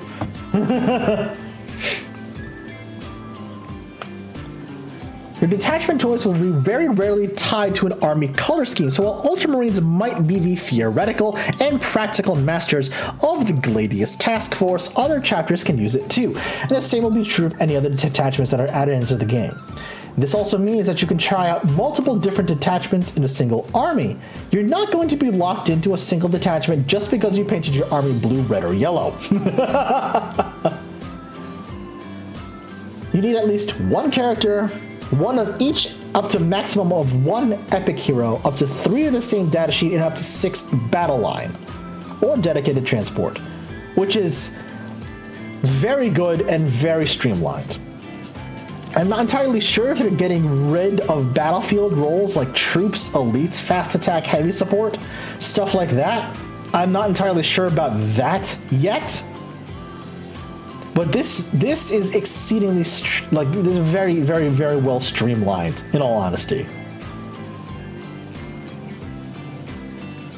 And then you just take your character and upgrade him to a warlord, which is even better. So it's just like not... Well, the way it used to be in Force Organization charts is only certain models that had a certain battlefield role could be promoted to warlord. So, for example, if I am to bring it up again, give me a moment, chat. If we return to the absolute utter insanity that is the current Force Organization chart of Warhammer 40K. In my example army list here, because this is how you currently had to build your army list. You'll see with Captain Agaton, I had to make him warlord. I had to promote him to warlord, and only units within the HQ role, the HQ battlefield role, could be promoted to warlord, because you have different sections within the current Force Organization chart of Warhammer 40K. You have your HQ choices, your troops choices, your elites choices, your fast attack, your heavy support, and your Lord of War. I knew I was forgetting something. And technically also, you not only have that, but you've got your fortifications, your dedicated transports, and your flyers as well. And as you'll see... Yeah, to say the current Force Organization chart of Warhammer 40K is a mess is a bit of an understatement, which is why I'm glad they're changing it. Which is why I'm glad they're switching things around. Overdue? Yeah, a little bit.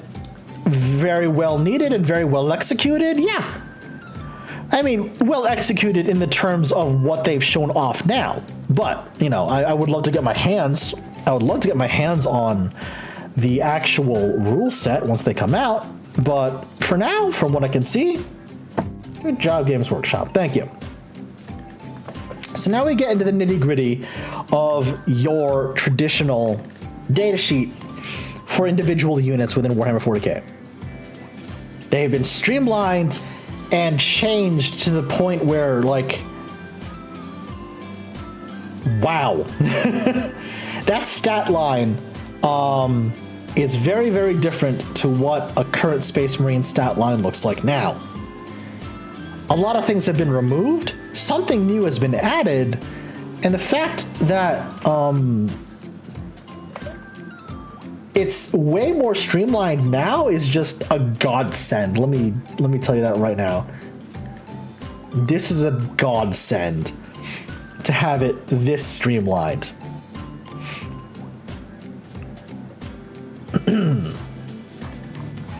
So, you probably have questions. Where's weapon skill and ballistic skill? Do the units still have strength or make attacks? What in the world does OC mean?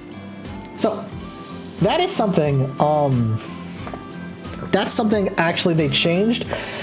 And this is the first thing I'm kind of on the fence with. I don't know if getting rid of objective secured is a good thing or not. But also this tells me that they might actually be doing away with traditional battlefield roles like troops or elites or fast attack or heavy support. So, but regardless of that, I think this is still a pretty interesting change, and I'll show you why. Objective control, or OC, is a measure of how well a unit can secure critical locations. It's an elegant means of clarifying previously complex aspect of the game. Now each model has an OC characteristic, and to determine who controls an objective, you simply count up the total OC of all models within range. This is a small but impactful change that will breathe new life into your basic troops. Taking and holding ground is a newfound specialty and a clear key to victory. So, for example, this Space Marine Intercessor here has an OC value of 2. At maximum, a squad of intercessors will number at 10 individual Marines. And if they each have an OC value of 2, that means in total, if this full squad of 10 is standing on an objective, they have a total OC value of 20. Which means in order to contest that objective, you will need an OC value of 20 or higher. That is where I think the change is for the better, because it's way more streamlined than it is now. Because currently, for most scenarios that involve taking and holding objectives in Warhammer 40K 9th edition, and as it's also been in 8th edition, etc., is that you would have an ability called objective secured. Now, if your unit had objective secured, which Space Marine Intercessors do, that means you were in control of that objective no matter how many other enemy models were trying to contest. It's you either had it or you didn't. Which either forced you to go troops heavy, or it forced you to just outright eliminate the troops on that objective before moving your own units onto it. It forced you into one of two pigeonholes in the current Warhammer 40K, where in 10th edition it just feels like this is a way easier and more dynamic way of contesting and holding objectives. So for example, let's say you were able to kill off a certain number of Marines from the Intercessor squad. Let's say you reduce the number from 10 to 7. Which means their OC value has dropped from 20 to 14. Which means now you can attempt to take that objective a little easier, and you would need less resources in order to do so, because you've weakened that squad to a certain extent, and thusly lowered its ability to hold that objective from assaults. That's a bit more really good dynamic there. I kind of like that. How does leadership work? Leadership is much more impactful in the new edition. Your unit's morale is now gauged with a battle shock test. Many factors can force a unit to test for battle shock, including being below half strength during the command phase. Fail and they will struggle to capture objectives, use stratagems, or even fall back from combat. So in order to test your objective, you'll see the leadership value of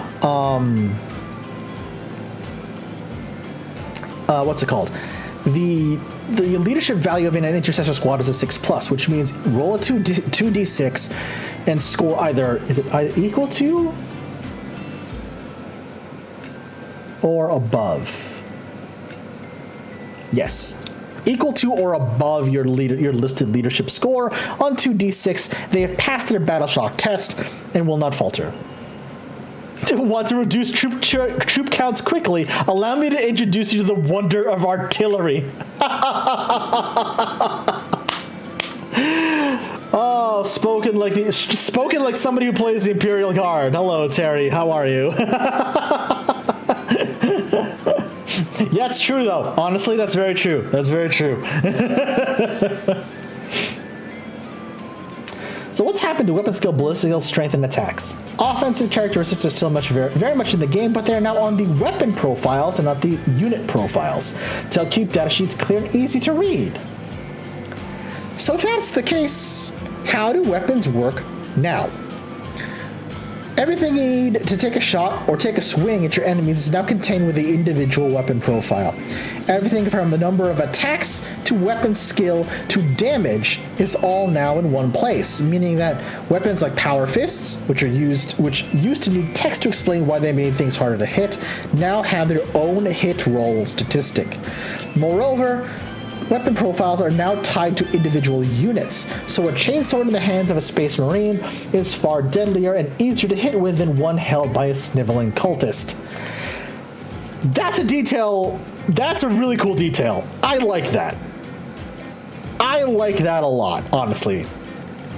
It shows, it differentiates how, you know, the difference between training of a seasoned Space Marine and a Chaos Cultist who just so happened to pick up a weapon and is hoping for the best.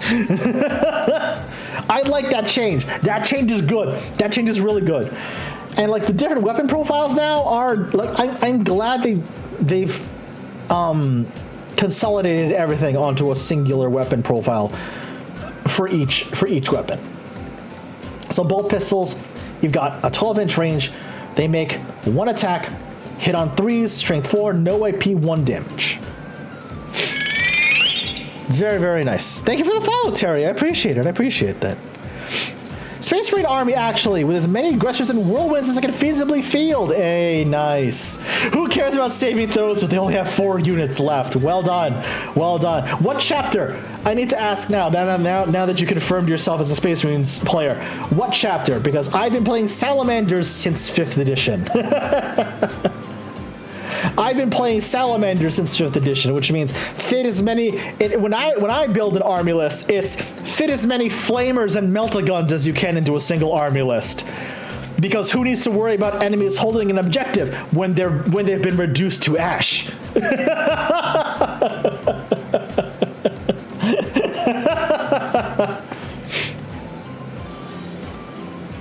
Homebrew chapter, nice! Steel Fangs. Space Wolves wearing Dark Angels green, but they play like Imperial fists. I'm about as close to chaos as the Imperium allows. I like that. I like that. That's very cool. That's very, very cool. I like that. Close combat weapon, 3 attacks, hits on 3, strength 4, no AP, 1 damage. That's really good, honestly. I like that. Oh my god, that actually means Space Marines are throwing out a metric crap ton of attacks when they get into melee. If they get into melee as a full squad, oh, that's very, very good. No, I'm glad. I agree, Warlock, and I'm glad they're putting everything onto a single data sheet, onto a single card for you to just glance at, add a reference, and then boom, that's it. You're ready to go and move on. That's really good. That's why I'm really liking. I've been liking all of the changes now that are coming out for 10th edition. It's really good. It's really, really good. Yeah, no worries, T. I understand. It's a lot to take in. It's a lot to take in. That's what she said. Hi-oh!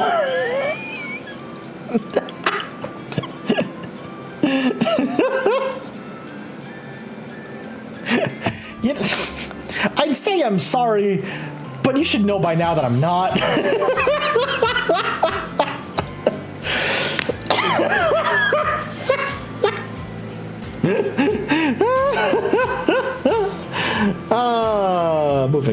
Moving on.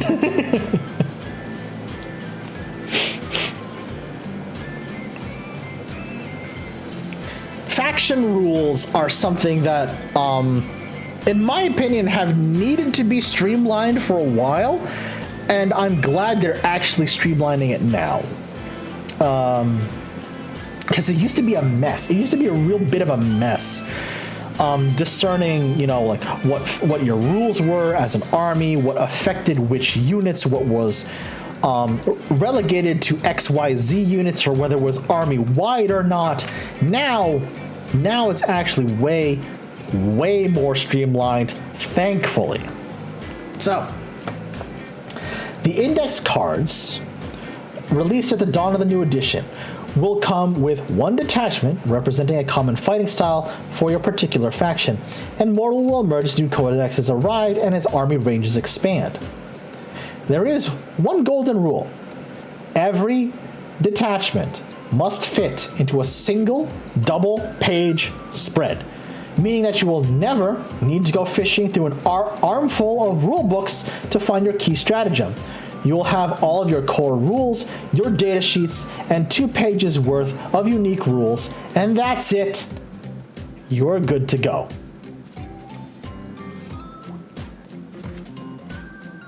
I cannot stress to you, as someone who has been playing since 5th edition, I cannot stress to you how useful it is. How much easier it is to look through your army rules and have them all be on 1 or 2 pages instead of having to flip through 20 some odd pages worth of army rules. Oh my god.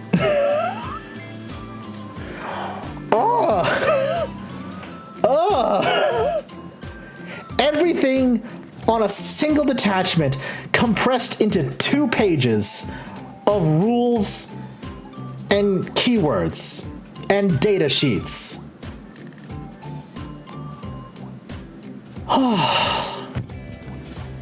That is the change I've needed for like 2 editions now. I've been complaining about this since 8th edition. I'm like, they need to cut down the amount of codexes and books and rules we're carrying. Please, for the love of God, cut down on the number of shit I'm carrying into battle. And they are. And they are now. Like, finally.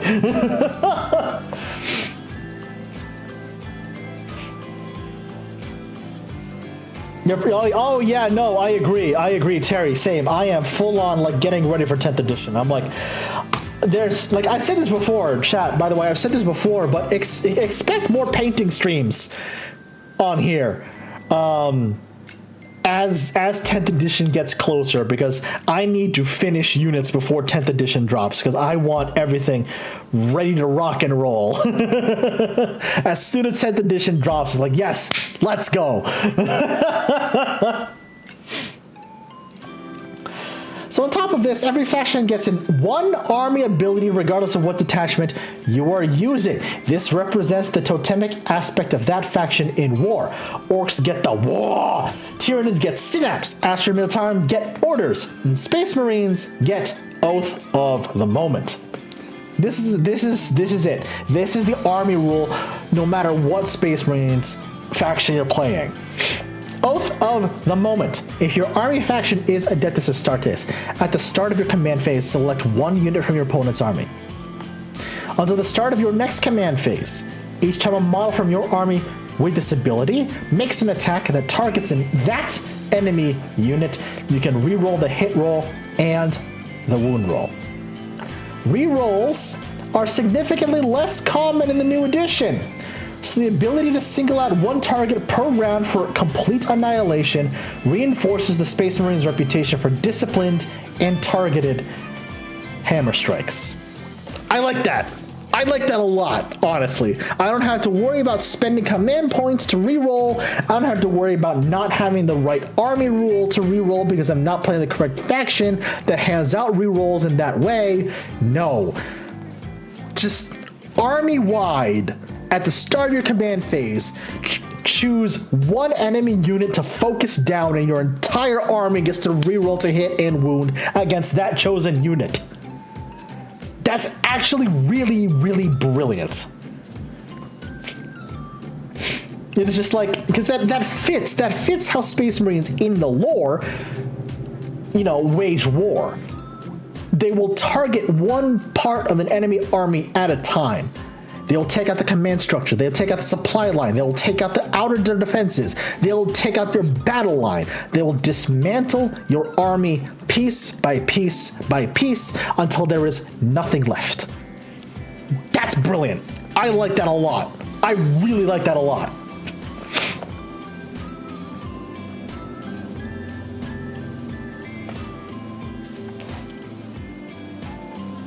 And for the Tyranids, for your Tyranids players out there, you filthy Xenos.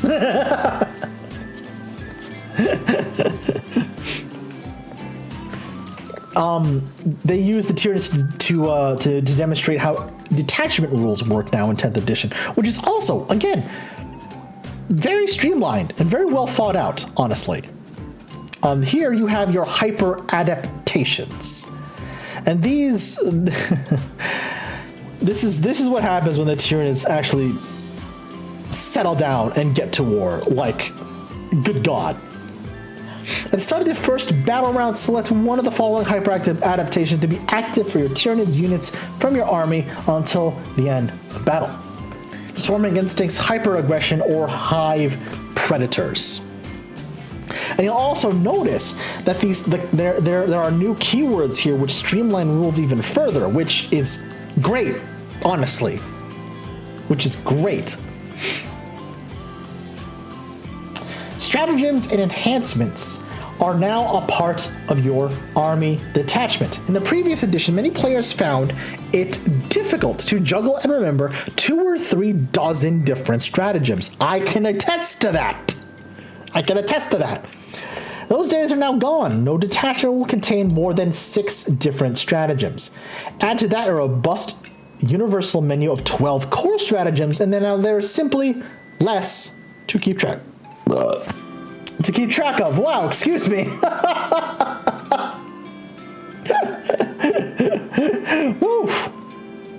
Sorry about that. I tried to hold that one in and failed horribly.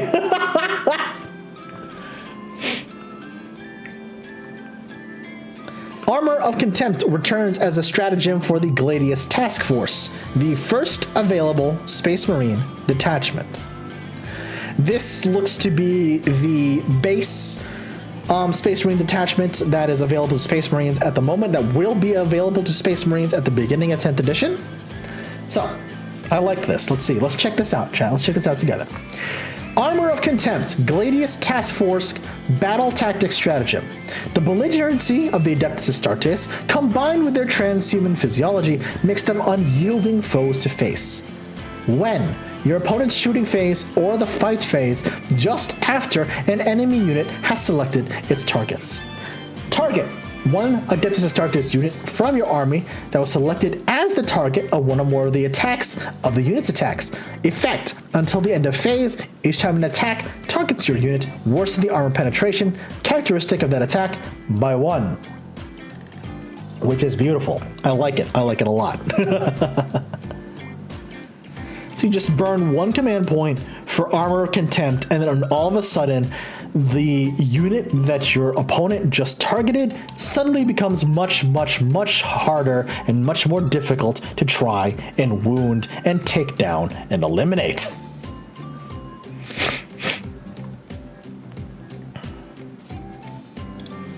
It's very good. It's very good. I like that they've made Armor of Contempt a stratagem now and not just an army-wide rule. And I'm also glad that they're adding more ways to interact with your opponent. Not during your turn, but during their turn as well. Which I'm very happy for that. Very happy for that. Enhancements replace the old Relics and Warlord traits, offering a unified list of unique upgrades for each detachment. Remember the scenario... Let me try that again. Remember the scenario I painted for you earlier, with the certain combination of relics, war gear, and warlord traits that made a Space Marine Smash Captain so goddamn hard to deal with, you don't need to worry about that anymore. You don't need to worry about that anymore. Because the old system of relics and warlord traits is now gone, which is fantastic. And I say this, again, I say this as a Space Marines player. I'm glad they're balancing this out. Legitimately. I'm very happy they're balancing this out. Unlike stratagems, there are no core enhancements. Each one is tied to a specific detachment for a specific faction, tailored to your roster and abilities. These include refined personal war gear like Artificer armor, or tactical talents that allow a commander to enhance the unit which they are leading. Adeptus Astartes model only. Artificer armor. The bearer has a save characteristic of 2+ and a feel no pain 5+ ability. So what that boils down to is, if they were ever to suffer a wound and they're equipped with Artificer armor, roll 1d6, and if you roll a 2 or better, they're fine. They're safe. They do not take that wound. They do not take that damage. However, if you fail, if you roll a 1, well, that's a wound and that's incoming damage. However, for that incoming damage, you can roll another d6, and on a 5+, they ignore it. They just straight up ignore it. Oh, I've been shot. Okay, but I'm still alive. That's literally just it. That's literally just it. And that works really well in terms of the Space Marine lore, because holy crap. That's really good. That's really good. I appreciate how they are changing and simplifying that system now. Here's something. This is a case of something that is old has become new again. Up until 6th edition Warhammer 40K. Was it 6th? Oh, I can't remember now. Was it 6th or 7th? I can't remember now. It was either 6th or 7th edition Warhammer 40K. Your independent characters could physically join into squads, other infantry squads, and lead them, which means they wouldn't be picked off immediately, and they would be buffing or enhancing that squad they joined, which was a blessing and a curse at the time. It was good because, like, it would keep that character safe and also give certain buffs to a unit, make them better at their role on the battlefield, but would also start creating what the community dubbed Death Star units. Again, it was a combination of rules and relics that would make not just the character very strong, but the unit they joined very strong, and they would just sweep across the battlefield, just steamrolling your opponent's army and your opponent's units. And that's when they made the decision that characters would no longer be able to join units anymore. Instead of leading units by joining them, they would command units by being within a certain range of them. Which means, unfortunately, if your important character strayed a little bit too far from the unit they were commanding, they would be able to be picked off by enemy fire, leaving your unit up shit creek without a paddle. Essentially. So, now, it seems that Games Workshop has gone back again. What is old is now new again. Which means characters can now, once again, physically join units that they command. We've gone backwards, in a good way though, in a good way. I'm actually glad they brought this back.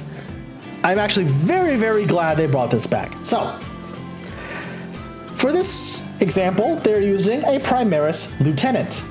Or for any British people in chat, Primaris Lieutenant. I don't know why they call it that. It's weird to me. It's very weird to me. It's a lieutenant. It's not a lieutenant. I digress.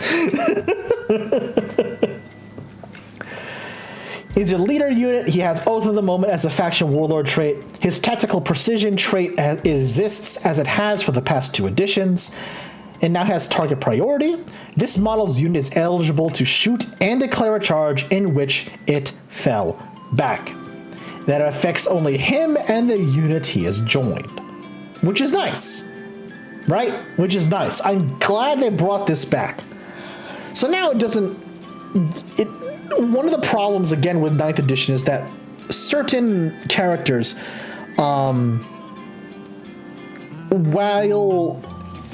they had a unit within their aura, it would result in either the character getting a buff or the unit getting a buff or both of them getting a buff from being a certain distance from one another, which led to certain problems in that the unit or the character would become over-buffed to the point that they were very, very hard to deal with. So now it's just like, okay, instead of buffing 6 different units around you, you buff just the unit you join. Which is nice. I like that. I am legitimately happy they are bringing this change back into 10th edition. Each leader has a short selection of units that they can join. All of them are listed on their data sheet. A Primaris Lieutenant can shack up with Intercessors or Blade Guard veterans, but it leaves Gravis Armored Aggressors and Heavy Intercessors to his more appropriately equipped colleagues. So now they're limiting what units they can join, which is, again, a way to balance it and a way to sort of limit the possibility of a quote-unquote Death Star unit. Because back in 5th edition when I played, you could join any unit you wanted.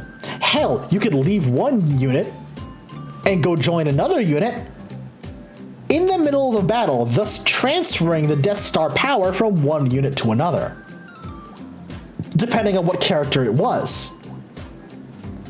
So it's just like, there really were no sort of restrictions back in the day when what unit you can join, which unit you can pass your buffs to, etc., etc. This is far more streamlined and a more balanced way to ensure that A, a problematic sort of Death Star unit isn't created, and B, it's easier this way, which I like, which I really like, honestly.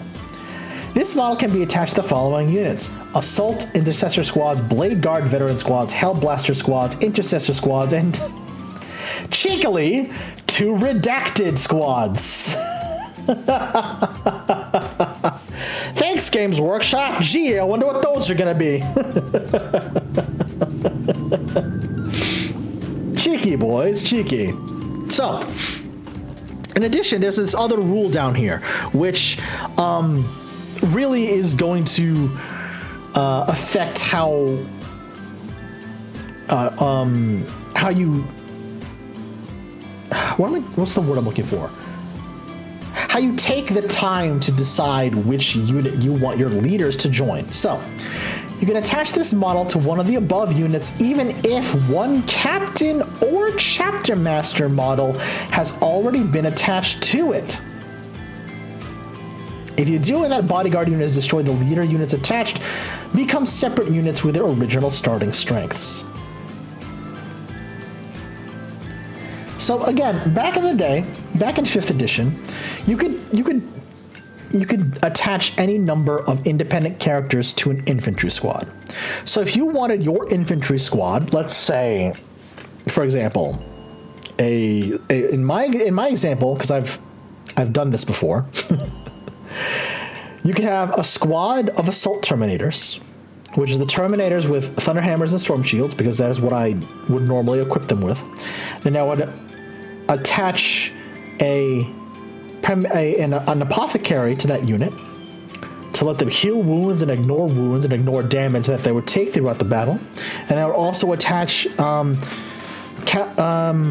Heston, which was the other named character for salamanders, into that same unit to not only add his hitting power, his striking power in melee, but also to buff the unit's striking power. So they would be very survivable and hit harder and more reliably. Do you see what kind of problem that could You see what kind of problem that could entail. That was the go-to. I will admit that was the go-to Death Star unit I would always field in 5th edition. Just a hard-hitting squad of Terminators that would ignore wounds and ignore damage because they had an apothecary in the squad and they would hit more reliably and hit harder because, you know, Vulcanistan was also in that squad. Yeah, I was that guy in 5th edition. I'm sorry. It's not my fault. It's not my fault that Matt Ward made Space Marines OP as fuck in 5th edition. This is why we no longer let Matt Ward write codexes for Games Workshop, okay? This is why we no, keep him away from the Codex team. Goodbye. Get out of here, Matt Ward. Shoo. You're no longer welcome here. Okay, so, tangent over. Most of the time, only one leader can join each unit. But as you can see, the lieutenant is an exception, and can join the same squad as a superior captain. Plenty of factions have similar low-ranking support leaders, from biophagous surgeons to warlock-like battle psychers. The old Lookout Sir has also been devolved into this new system. Your leader is kept safe by his bodyguards and can usually be targeted only when everyone else in the squad has breathed their last. They say usually because I know there are certain units and also certain weapons in the game, such as sniper rifles and assassins, who in the current edition of Warhammer 40K can pick off units, like specific units, despite Lookout Sir, despite cover. So I'm guessing that those units and those weapons will retain some form of that in this new edition. Like they can target characters even though they still have their full complement of bodyguard units attached to them. We'll see. We'll see once 10th edition drops.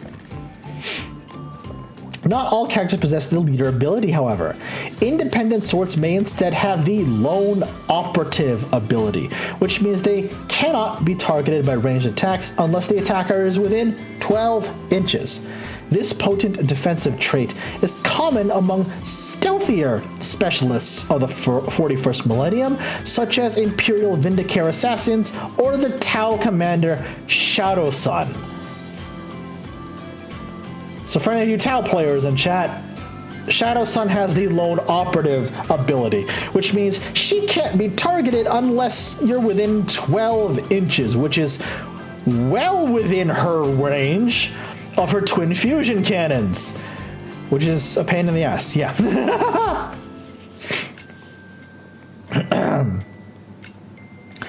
Some characters only gain the lone operative ability when taking shelter near an appropriate unit, such as when Iron Father Farios is working on an allied vehicle, or when Lionel Johnson is close to an Adeptus Astartes unit of infantry.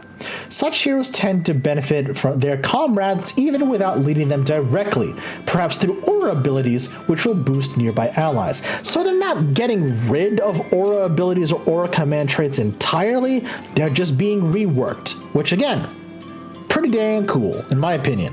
Pretty damn cool.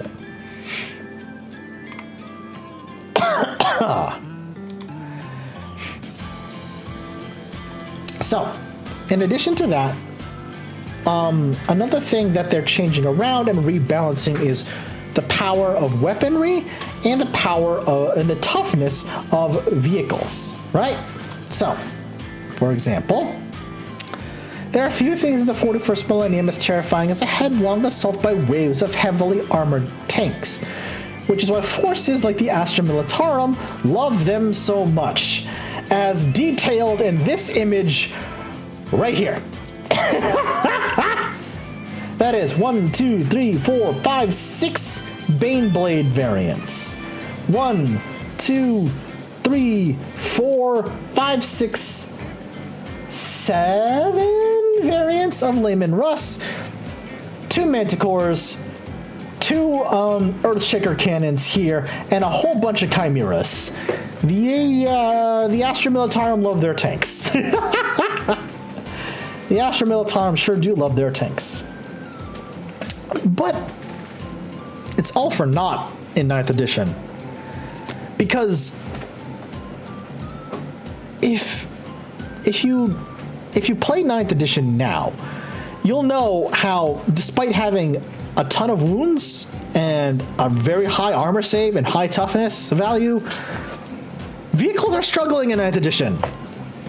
Like vehicles might, and to quote something, to quote a friend of mine, vehicles in 9th edition might as well have paper mache for armor in 9th edition.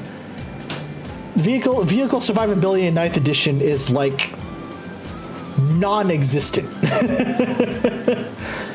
because of just how strong weapons are now. It's like impossible without careful positioning for a vehicle to survive more than 1 or 2 rounds of combat in 9th edition. Big enemies, beat them with bigger tanks. Absolutely. Also, what up, Burning Godzilla 2? How are you? Welcome to chat. How are you doing?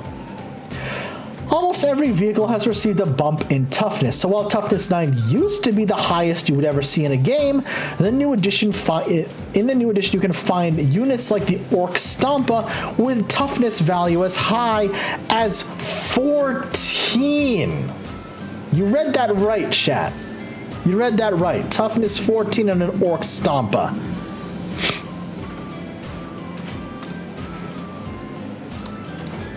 Here's what the tried and true Space Marine Rhino looks like in 10th edition. Movement 12, toughness 9, 3+ save, 10 wounds, leadership 6. Excuse me. 10 wounds with toughness 9 on a 3+ save. That is... Ooh, baby. that is a tough box to crack. That is a way, way, way tougher box to crack now.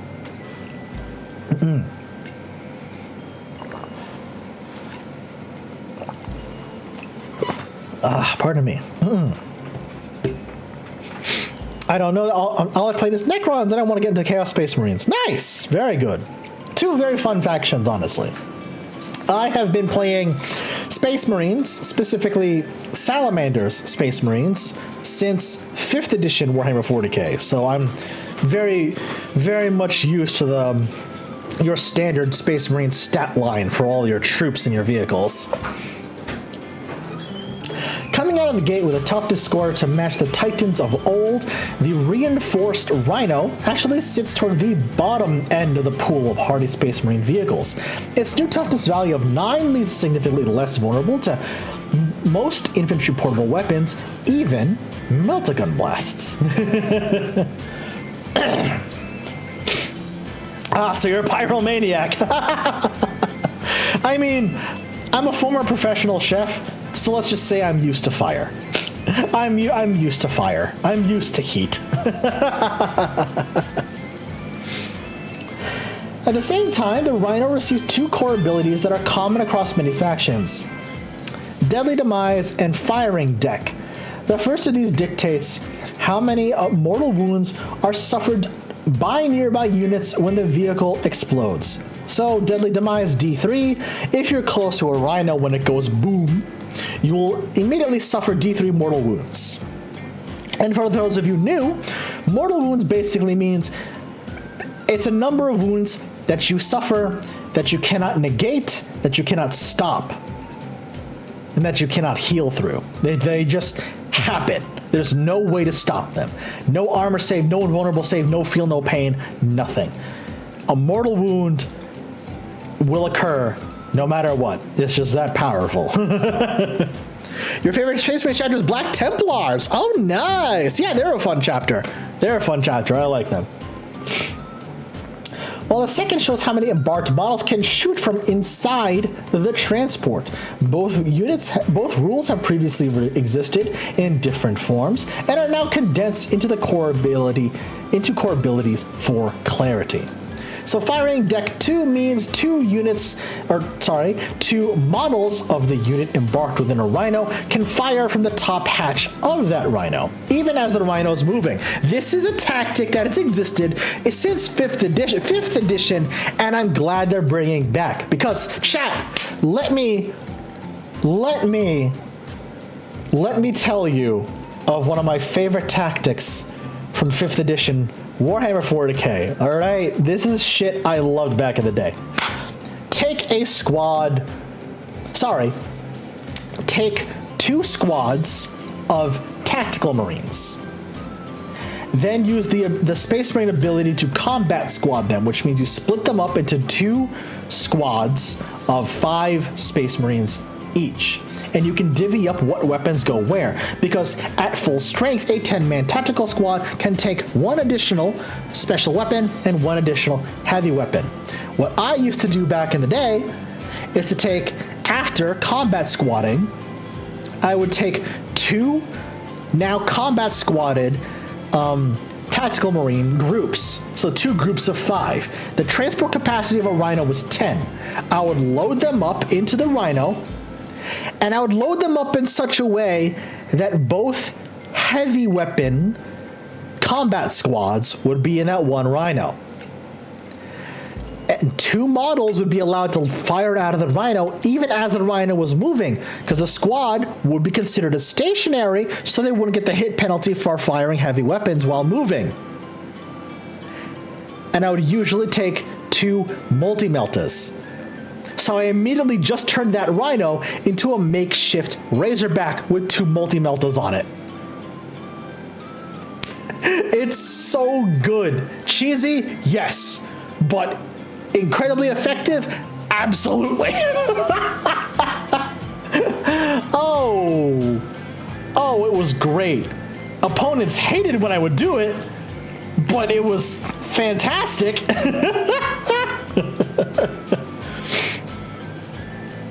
It was absolutely fantastic. Holy shit. I'm still very new to 40K, so I'm hearing a lot of words that I'm traumatized about. Listen, Burning Godzilla. Take it from a 40K vet. All right? Take it from a 40K vet. Again, I've been playing since 5th edition. Space Marines have a ton of little tricks like that you desperately need to watch out for. Space Marines have a lot of tricks like that you desperately need to watch out for. Because, like, that transport that you're thinking is harmless and it's just carrying troops, guess what? Now you can sneak some really solid heavy weapons in there and just start firing out of the weapon as it's driving by. Literal drive-by tactics.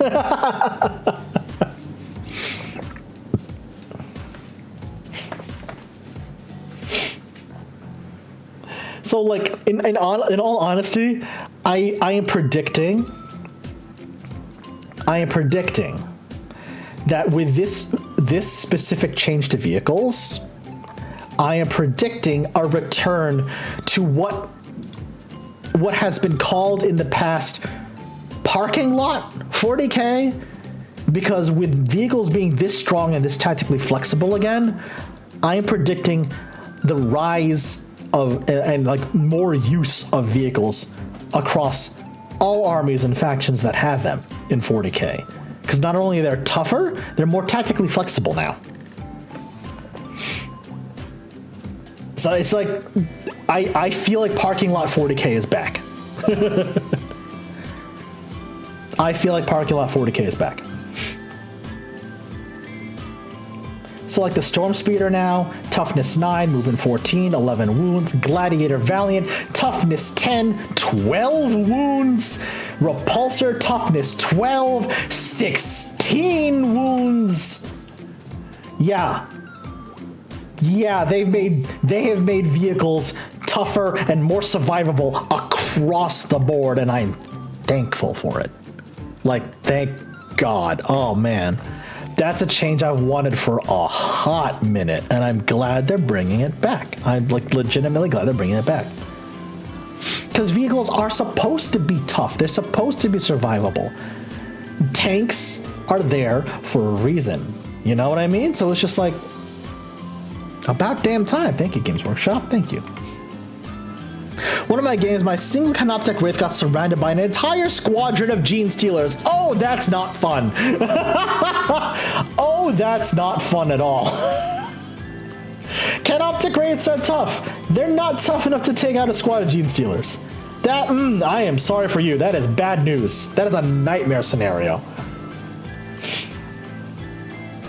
That is a nightmare scenario. Holy moly. I'm going to skip ahead a bit because I want to talk about what's changing specifically for my main faction, for Space Marines. I figuratively watched him be dismantled. Oof. That is unfortunate. That is unfortunate. Gene Stealers are tough. Gene Stealers are no joke. Like, legitimately. Gene Stealers are mean.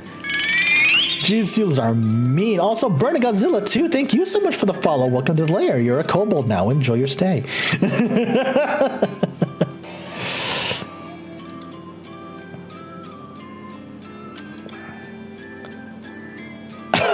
Excuse me. So, yeah, I want to jump ahead a bit. I want to take a look at this. I want to share this faction focus with you when it comes to Space Marines specifically, because, oh baby, it gets fun. It gets fun and it gets a little goofy as well. So, just give me a moment here. I'm currently fixing some stuff on my other monitor. All right, there we go. So, on to the faction focus.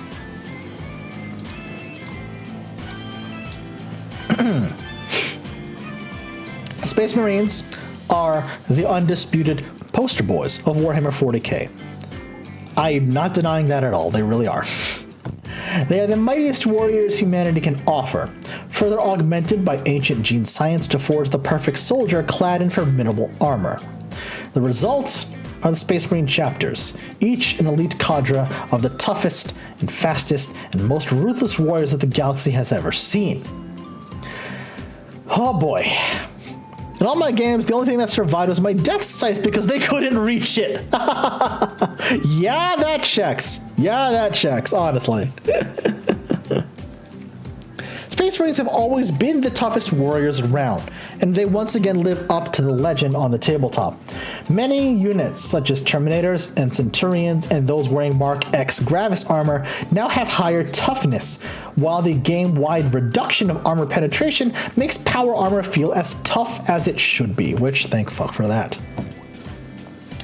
Space Marines are organized into self-contained chapters, which must be highly self-sufficient in the field. The standard doctrine of the Codex Astartes emphasizes flexibility, as exemplified by the Gladius Task Force detachment, which is fantastic. Which is absolutely fantastic. The battle-tested formation is available to every Space Marine chapter, whether they're slavish adherents to the Codex Astartes or slightly more eccentric, looking at you, Space Wolves, and Dark Angels, and Blood Angels. The detachment rule for the Gladius Task Force is Combat Doctrines, which gives players the choice of 3 powerful disciplines to focus on at the start of your command phase, which can easily turn the tide at a critical moment. So these haven't changed all that much since they were first introduced. Devastator Doctrine, Tactical Doctrine, and Assault Doctrine. But now, instead of following a specific order throughout the entire game, you get to change them at the beginning of your command phase. Until the start of your next command phase, that combat doctrine is now active and its effects apply to all Adeptus Astartes units from your army. You can only select each combat doctrine once per battle. So once you change, it's gone, and you change again, then change again for the final time, which is fine. I like this. This is a good change. All right, Land Raider. The Land Raider, yes. The Land Raider has undergone some welcome changes. So, good old Land Raider. This thing has been around since the inception of Space Marines. Toughness 12, 16 wounds, 2+ save. This thing is a beast. Good luck trying to break it.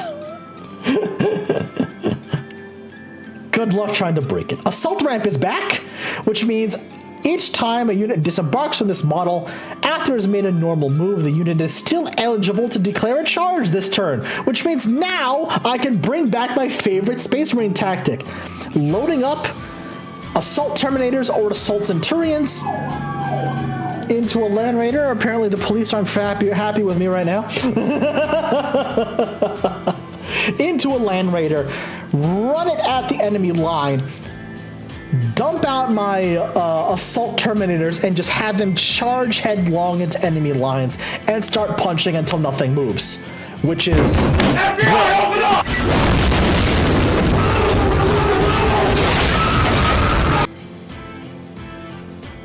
Thank you, Warlock,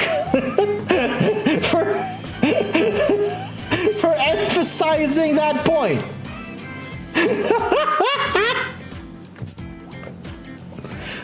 Jesus Christ. Oh man.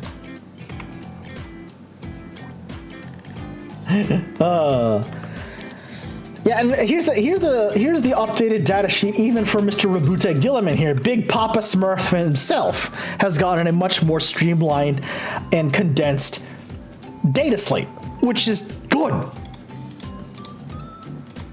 And I call him Big Papa Smurf for a reason, because he is the Primarch of the Ultramarines. That is literally the only reason why I call him Big Papa Smurf. That is it. That is it. Oh yeah, the weapons. Oh, the weapons have gotten so much stronger now. The weapons have gotten so much stronger now. Deadly Heavy Onslaught Cannon has the Devastating Wounds ability now, which means it deals out mortal wounds. The Heavy Laser Destroyer. Look at this. Strength 16. AP -4. D6 plus 4 damage. So, like, Space Marines literally grab this weapon and say, fuck your tank. Our tank is better.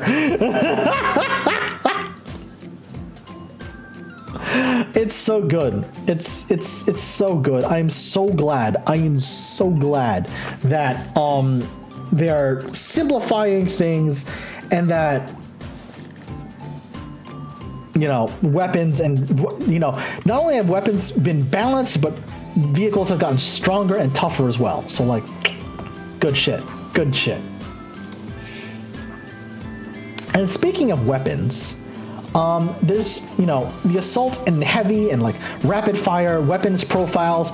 They don't matter anymore. Those don't exist anymore. Okay? Because now it's either, it can be flexible, which means you can fire this off even after you move, or if you stay stationary. But if you stay stationary, their ability to hit becomes better, which is great. So, like, the amount of flexibility that they're adding into this now is just beautiful to me. It's absolutely fantastic. Melta rifles, assault cannons, everything has been streamlined. Stuff like Devastating Wounds means that you will suffer a mortal wound on a critical hit, which critical hits mean a natural 6. So if you roll a 6 to hit, that's a critical hit. That's a mortal wound in addition to whatever damage the assault cannon spits out. Streamlined rules like that are why I'm so hopeful and so happy in the direction that Warhammer 40K 10th edition specifically is going. The last thing I want to touch on in rules-wise,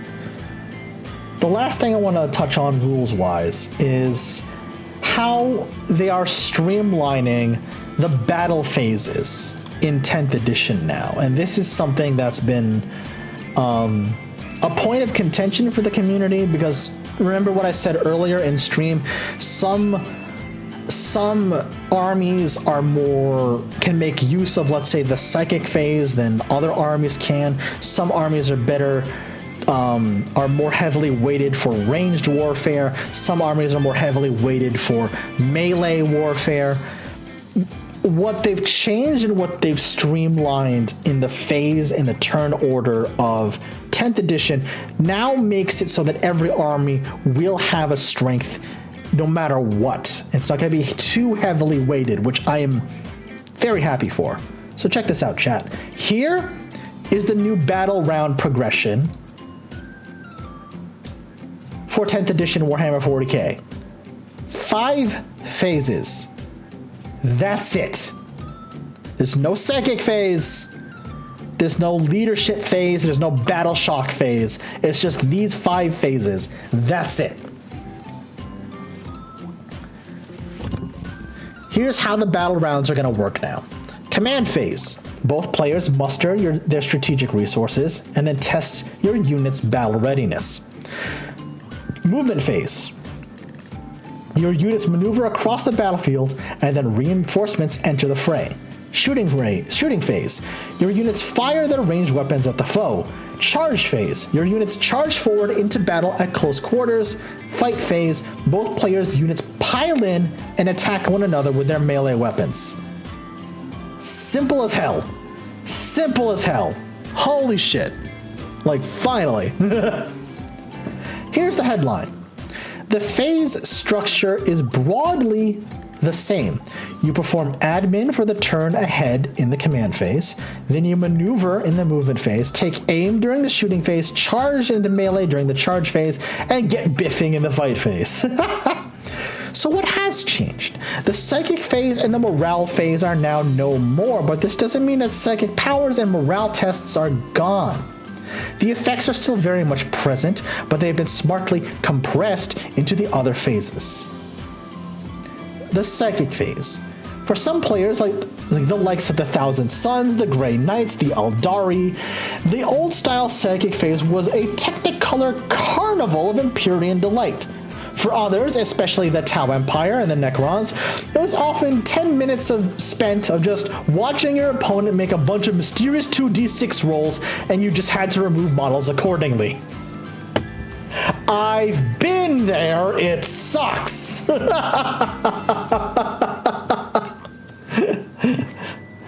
This was often unfun and very awkward to play around, so now psychic powers are used throughout other phases instead. Peering into the future for tactical insight, that's an ability for the command phase. Paralyzing foes with hypnosis, you'll do that during the fight phase. Tossing around eldritch energy, that is a range attack to be used in the shooting phase, alongside any other regular guns you happen to be carrying. The new Terminator Librarian, for example, unleashes his smite during the shooting phase, and each time he does so, you can choose to manifest either a controlled mental burst or a recklessly powerful psychic onslaught that might backfire thanks to the hazardous weapon ability.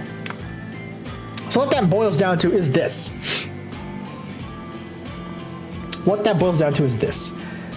Ranged weapons. He's got a combi weapon, or he's got Smite, which is a Witchfire psychic power, or a focused Witchfire psychic power. Very good. It's something that's baked into the different phases now instead of having its own phase, which is brilliant. Like, thank fuck.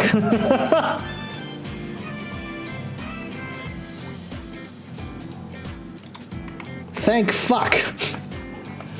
Psychers are more than just brain-based artillery, however. He also boosts any Terminator squad he's leading, twisting the Veil of Time to grant their attacks the Sustained Hits ability. Each Space Marine Librarian brings their own flavor of psychic chicanery to the battle. The Orc Weird Boy, on the other hand, can't be bothered with anything so quotidian as a gun, but his Edbanga shooting attack grows in power and volatility according to how many boys he now has as an entourage. Orcs are my secondary army. They're bringing back mob rule in some form or fashion, which is great.